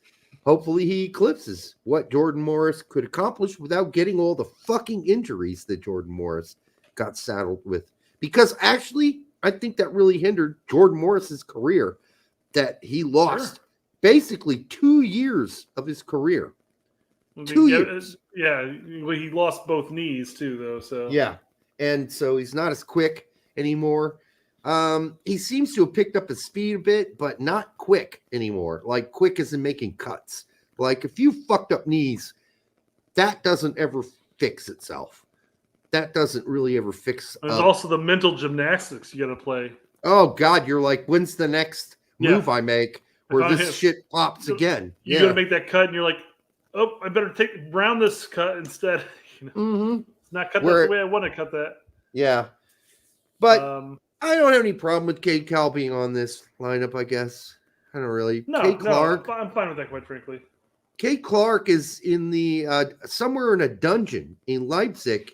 He's been chained up. They feed him milk and crackers to keep him, and occasionally chicken broth with a few speckles of pasta in it, just to keep him alive. Yeah, Caden Clark is, I hate to say, I don't think I wrote him off in the write him off video, but I said he's close to it. Like, he's getting to the age now where he should be barking he should not just be barking, but living up to the bark. But right now, the barks are over. Like, he's even stopped barking. And that's almost sounds like we're into whimper stage now. I don't know where Caden Clark's going to go. He's at Leipzig. He really should have gone to Salzburg. I was like, he needs to get loaned out at this point. I know when he joined up with them in the winter window, right? He joined him up but he'd been signed up to join up since 2020. Sure. But they brought him in the winter window, and they're like, well, I guess we're going to keep him in-house until the summer window. And initially it started off with some praising comments made about him, like he's performing really well at practice. He made a couple benches, I think. Yep. And then didn't play though. No, didn't play. Yeah. So I don't know. Maybe all that may have been dressing up to try to bolster a decent loan option. But who knows where he's at now? Again, he's not where he needs to be. A lot like Luna. He's a guy that can do some spectacular things. But the problem with Clark is he's not a consistent player who offers you all kinds of other dimensionally great things on the pitch. He's going to be there to play and make an amazing moment happen. But he's not anywhere near Gio Reyna in total ability, total skills, total soccer IQ isn't all there. He's got some limitations that he's getting old enough now. He should be making some steps and advances forward. So I would expect him, as Brett said, to be loaned out by Salzburg to probably a Bundesliga 2 team or an Austrian team, the sister team, Salzburg, next season. And that's really where he needs to go to get any playing time. And if he goes to Salzburg, that's going to be a battle for him to get playing time. Because realistic battle, though. As much as I bashed Aronson, he ain't even Aronson territory. He ain't even in Brendan Aronson air. And he ain't anywhere near or close to it. So it may be a confidence problem, too. I think it's close to him in age. Are they close in age? They're pretty close, I think. Yeah. How old is Brendan? Brendan's 22? 21? 22? I thought he's 22.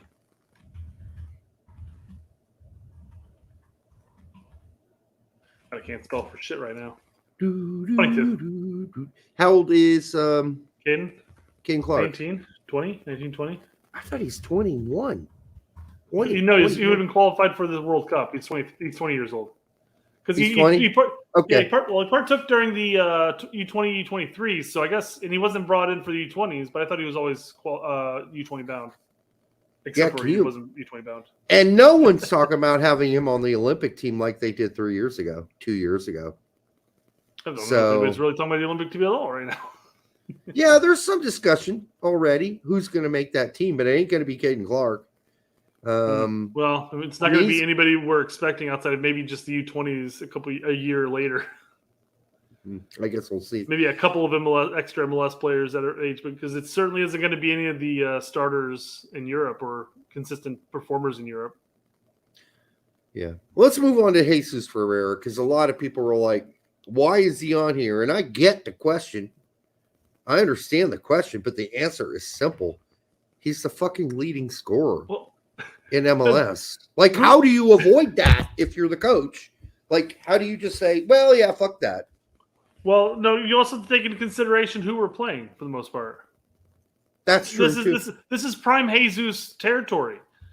I mean, once you get out of the group stage, of course, then at that point it's probably going to be more Vasquez at that point. But it's absolutely prime for Jesus. It's his level. Yeah, I mean, I guess the big question is who are we going to replace Jesus with? I mean, I brought Sargent up Haji, earlier right? today. Now, Sargent's injured.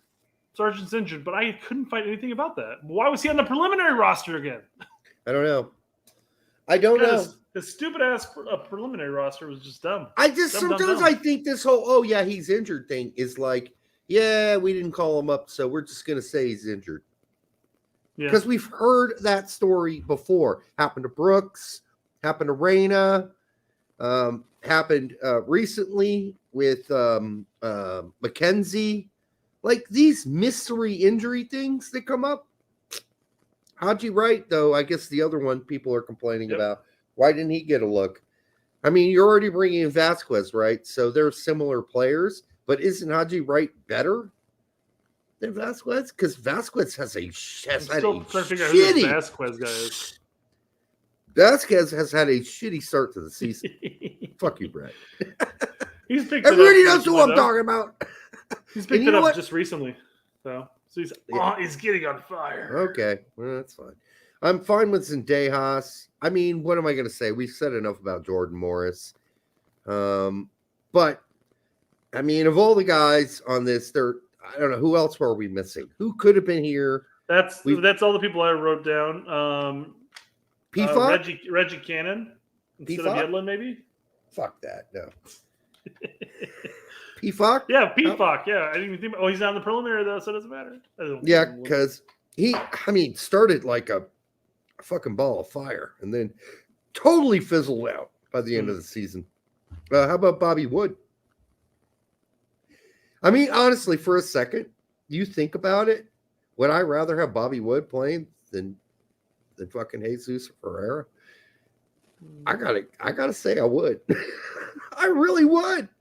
Bobby Wood has got way more dimensions to his play than fucking Jesus Ferreira is a one-dimensional player. I don't know. I'm not trying to give Colin Reese a reach around or anything. I'm just saying, man, hey, I mean, Bobby's had some good moments this MLS season so far. Not saying he's a fucking,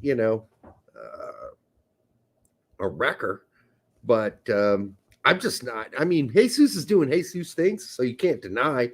You know why they're going to call him up. You know why BJ's calling him up, because BJ is in love with Jesus Ferreira, just like Greg Berhalter was. So it's so much in love with Jesus that Pepe got the shaft. Got the fucking shaft. Got the shaft. And I'm not talking about the song either. Shaft. Fuck Joseph. All right. Anybody else left out? I was taking a look. So Bobby has 6 goals and 3 assists for Real Salt Lake, whereas Ferrer has 10 goals and no assists. No, that's last season. He's with the Revs now. Okay, sorry. In the Revs. I'm just looking at the current season. I didn't see who he was with. Yeah, he's with the Revs, right? But he has 6 goals and 3 assists with the Revs. He didn't play that much last year. He was, I think, injured for parts of it. He also played for second Real Salt Lake for a bit there. Yeah, when he was coming back from injury. Yeah. How's he doing with the Revs, though? Go to transfer market. I'm on transfer market. I told you that. I literally just said he has 6 goals and 3 assists. Oh, for the Revs? Yes. Oh, I thought you said RSL, dude. And then would you tone out the next 5 minutes of us talking where I said, "Oh yeah, the Revs." I was thinking of the Real Salt Lake, but he's playing for the Revs now. Oh, I didn't know when you said, "Oh yeah, the Revs," that you meant that you had accidentally not noticed that it wasn't the Revs, but in fact that you were reading last year's statistics. Here's what you really did. You go, no, he plays for the Revs. I'm like, and as I'm saying, yeah, oh yeah, he's playing for the Revs. You went la la la la la. No, that's not what I did at all. I totally misunderstood you, just like I always do when you text me, motherfucker. Yeah, you gotta learn to read. No, it's not about reading. It's about context. It's like, what does he mean? Oh, maybe he means this or that. Anyhow, different generations of communication. I mean, just about anybody under the sun can understand what I text, and then you're just like, shut the fuck up. The what? Give me a break. You text like this. Text. Fucking break. All right. Chicken pecking your phone, which is weird. All right, Einstein. Okay. All right. I think we're done here. Real quick, I just want to see what else I have here. Talking about Jamaica, Larry wanted to bring up the difference in teams. You know what Who we're Larry facing. likes about this team the most? You guess. The amount of white people on it. 0. Now, I mean, so again, Larry, we're just busting your balls, brother. I guess the point he's bringing up here is that there's obviously not an issue with European players coming to the Gold Cup, because that's a big, obviously glaring issue with our roster, is that it's predominantly just almost 100% MLS minus about 4 or 5 guys. Sure. Look at that fucking goalkeeper lineup, though. Riverhounds, Lexington, Reading. Oh, what's his face? Where's their boy Blake? Yeah, I was gonna say, is Blake injured? Or maybe they're just not calling him up for this. I don't know. I'm not a Philly guy, so I don't know if Blake's injured or not. Is DK's injured, isn't he? Yes, he is. Yeah, he's injured. And he'll be injured for probably the next 6 to 8 months, by the way. Yeah. So, I mean, obviously, Jamaica had no problem bringing in their players. What this tells me is that obviously keeping the players for 2 windows back to back doesn't really build relations with foreign clubs, I guess. They've got some good guys here. Bobby DeCora-Reeve played a lot of games for Fulham this season. Mm-hmm. Leon Bailey. Yeah, Bailey is fucking amazing. Yeah. Yeah, okay. This isn't as loaded as I would have expected. I thought it seemed, defense is pretty damn good. So I think they'll be pretty strong. They're not going to be a pushover, but the problem with Jamaica is either they play the game and they do something, or they're completely undisciplined. And they've smoked way too much weed. And they're just unattentive to the responsibilities that need to happen. So we'll see which Jamaica shows up. And go ahead. Okay, I was going to say, but the problem with Jamaica, with the U.S. at least, is that Jamaica historically has been like the bane of our existence. Of course, there's some games where we have no problems and everything, but going all the way back to the mid-'90s, I just always remember Jamaica being one of those matches where you'd look at it and say, like, well, on paper, we should win, and then all of a sudden... Well, that's the thing. They always have a handful of players on paper that, like, play in a fucking championship or a couple in the Premier League. You know, they're not bad because a lot of these guys were born in England. They're just of Jamaican heritage, and so they end up there. Ibobasi has 7 goals this year. So this is but the Bobby Wood talk. Yeah, he's been written off on Jackie D. So, yeah. I don't think Ibobasi even gets a sniff, even a look anymore. He did for that short window, and that was it. It was over. What, Gio Chini? He's got and I watched that game. I watched them play the other night. You got Vasilev and Gio Caccini up top, or playing in the advanced positions. I don't know. It's kind of fun to watch those young guys, go at it. But yeah, I think Gio Caccini will have to do a little more to get past the presumptive picks by the Greg cult that's running the team. So the report from Belgium says Mark McKenzie suffered a dislocated shoulder in Genk's last match of the season. He doesn't need surgery, but report paints a questionable picture over his possible Gold Cup involvement. All right, listen, I love Brian. We all know that this show is a fan of Brian Schroeder. All right. However, wouldn't have BJ used that as an excuse in the last interview prior to the one we just read, where he says he had to make the really tough call to Mark McKenzie and tell him he wasn't going to be on the team? Yeah, I mean, the obvious, my opinion. I mean, this is bullshit. It would just be simple to come out. Why doesn't USSF literally just place an injured list? I mean, maybe they have one. Maybe I'm just missing this, but why don't they just post and say, here's the Gold Cup roster. Here's a list of all the injured players that would have been thought of. Maybe they do. I don't know. No. So what happened was this dislocated shoulder wasn't serious enough to keep him from playing Nations League. And he said, I could probably be healthy by the time Nations League comes up. I would like to be there. But then BJ had to have that tough conversation with him, letting him know what he needed to do going forward to make the team. Remember what BJ said. Unless that was an imaginary phone call that never happened, okay? We have him. We could play the video. Okay, the last game was after the interview, after the BJ interview? That's what Chris and Chambers are saying. Well, then fuck me. I mean, okay, fine. Maybe he didn't tell BJ to go fuck off for the Gold Cup then, but it seemed very convenient at the time. So, okay, I'm no sleuth. I didn't get all my calendar correct. But that's unfortunate if that's what happened in his last game of the season. All right. Fuck. I just hate ending on a moment where you're like, well, maybe I could have been wrong the whole fucking time. Well, let's... It makes for great content, though, Derek. God damn it. I should have broke out the calendar. All right, this team isn't exactly a complete Chernobyl. No, it's not. It's not the worst thing I've ever seen, but it's not very good. Yeah, I'd agree with that. It's all right. It's okay. It could have been worse, actually.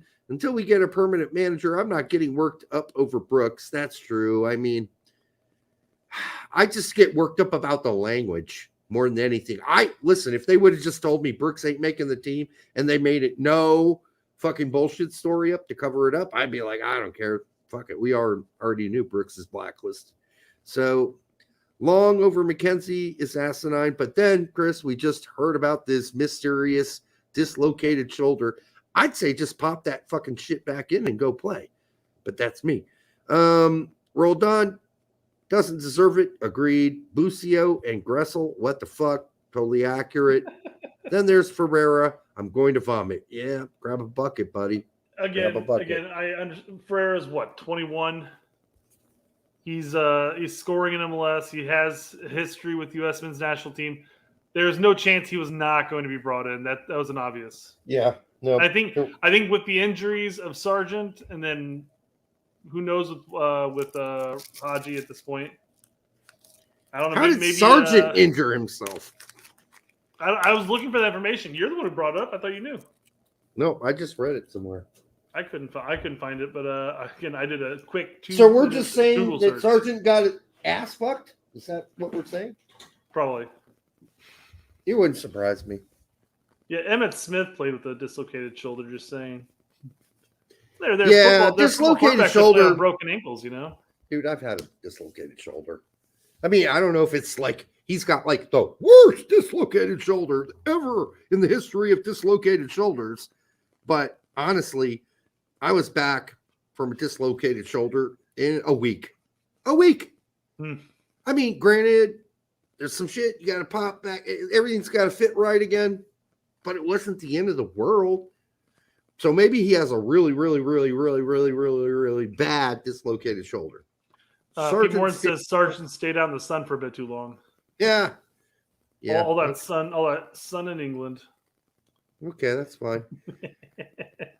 Anyhow, I don't want to pretend like there's some sort of malaise going on here. Like we're all just being super negative. I don't want to end this that way because it's not the worst Gold Cup roster I've ever seen. You know what's more depressing to me was the interview.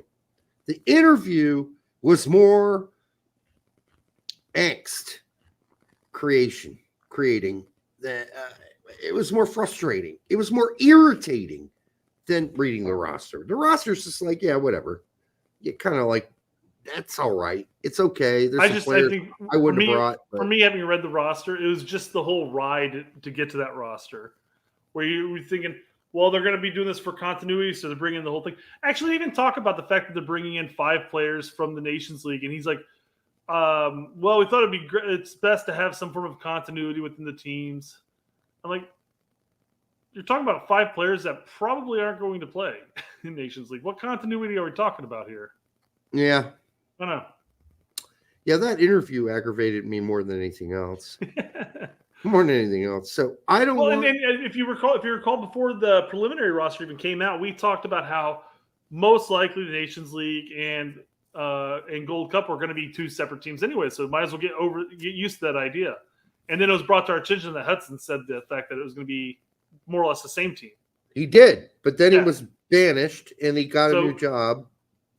I mean, I guess when I looked at that roster, I more or less accepted it anyways because I assumed that it was basically what it was going to be regardless, minus a couple players. Yeah, I was not shocked by any of it. I don't want to get your show banned, so I will not say how I really feel. USA deserves this. Bunch fairies that can jerk it, Jordy. Jerk it to Jordy or jerk it Jordy? He's not a big Jordy fan. Okay, yeah. I mean, it's not like Mihailovic has gone to Holland and like blown anybody's dick off because he hasn't. He really hasn't. He has not taken, and we had this discussion a couple weeks ago. He looks passive. He looks like he's along for the ride. He does not look like a guy who's like, listen, I'm here to take over. I'm here to ball. That's not what he looks like at all. So I have not been impressed, and I've watched 4 or 5 of his games and been like, what are you doing? Not much. You're just along for the ride. And if you're along for the ride, you're not going to stand out. And you're on a team that is going to get a lot of attention because it's one of the best teams in Holland. Stand out. Try to stand out. Do something special. Be special. Not really. He's not been special at all. He's not been the player I saw at Montreal. He's been not that guy, that confident dude. That seems to be gone or missing. You joined the team in January, correct? Maybe it's just going to take some time for him to adjust. I don't know. We'll see. I mean, his ability's there. It's just at his age, he'd be adjusting to the Dutch league. Well, I mean, it's just a different culture as a whole, and you go. I to different get it. countries, I don't speak the language. You know, the all whole girls foods don't and like me. single because, ingredients. It's gross. Give me some processed shit. Yeah, there's like 3 fucking languages here. No, there's just one. It's Dutch. It's not in Belgium. All right. The ski says for $2. So glad I didn't buy Gold Cup tickets. Yeah, I don't know why you'd buy those early anyhow. I mean, unless they're cheaper earlier. Thanks for 2 man, yeah. It's well, and it just says Gold Cup tickets. I mean, he could have been buying the ski could have been buying, group stage tickets or what, you never know. But with the guy's name, he should buy some NHL tickets. See, sounds like a winter sport guy. All right, are we done yet? Just a couple things here left, I guess. Chambers says, have a few questions about the Gold Cup, but not up in arms like most of Twitter seems to be. Honestly, think this roster is better than the 2021 roster. It is. That competition. It is better. I mean, it's at least equal to par with it. It's probably equal, yeah. I have to go back and take a look. I know there's some reoccurrences there, but I mean, it's got a couple players that you're like, yeah, I want to see that guy. I want to see what he can do. Well, we already know we don't have the fire that Hoppy brought to the last Gold Cup. Yeah, that kind of sucks. Aaron Long, though, that's just a disappointment.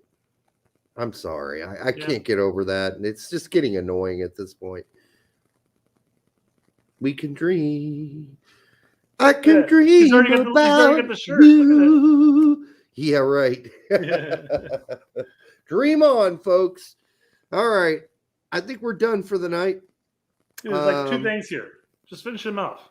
It is what you thought. I thought it was going to be a Greg-inspired roster. So, yeah, it was. Okay. A lot of these players read like they are preparing to compete in a Pee Wee league.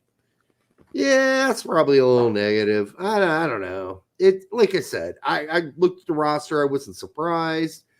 I was a little irritated, but not as much as I was with that interview on US Soccer.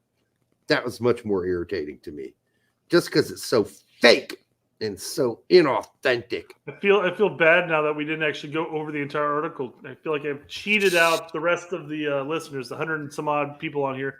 Charlatan motherfuckers. Absolutely charlatan fuckfaces. Anyhow, what else did you expect from US Soccer delivering their usual fake ass shit? Because that's what they do there. They're fake fucks. That's why.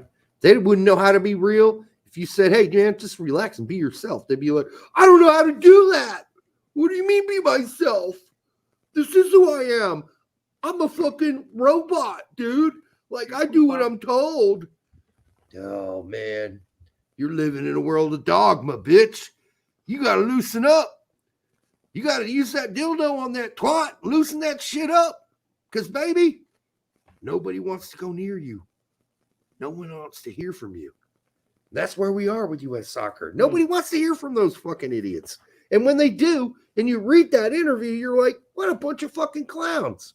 Anyhow. All right. Real quickly, Nicaragua is out for the 2023 Gold Cup. It has been relegated to League B for the 2023-2024 Nations League. Basically, I guess they're fielding some ineligible players in 8 men's matches. So I guess Trinidad and Tobago is taking over. I saw somebody else post that. Yeah, Nicaragua actually played in I think it was like a 53-year-old goat for a few of their games. And so they're getting in trouble for that. This goat was really good, though. It was really good. So that was a bad decision. It was a bad decision. You got to reap what you sow. All right. All right. That decision was meh. I think it was earned. All right, we're done for the night. Remember, Tainted Love was not the song you thought it was. Tainted Love, do whoa whoa whoa. Yeah, there's something evil in that song, deep down underneath the covers. But underneath the butt? No. But I'm moving on to the next topic. Oh, okay. I see what you're saying. I know that we didn't talk about stepsisters tonight, and that's okay. We don't have to do that every night. But just in case you do need help, you can still reach us and still talk to us about it. I want you to reach out to your grandmother, though, and all your friends and share the show with them. And make sure you like and you subscribe. And, until next time, we'll be back on the Straight Red Card.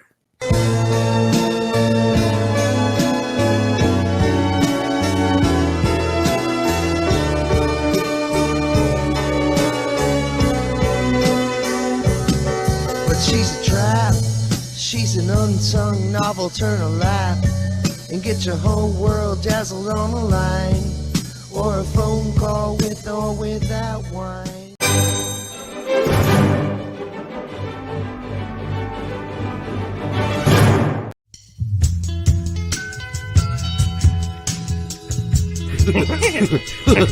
That hurt. I'm tuned in like crazy, and I'm pretending like I know what they're doing, and I'm The articulate and intelligent. Greg's a bitch. That's all.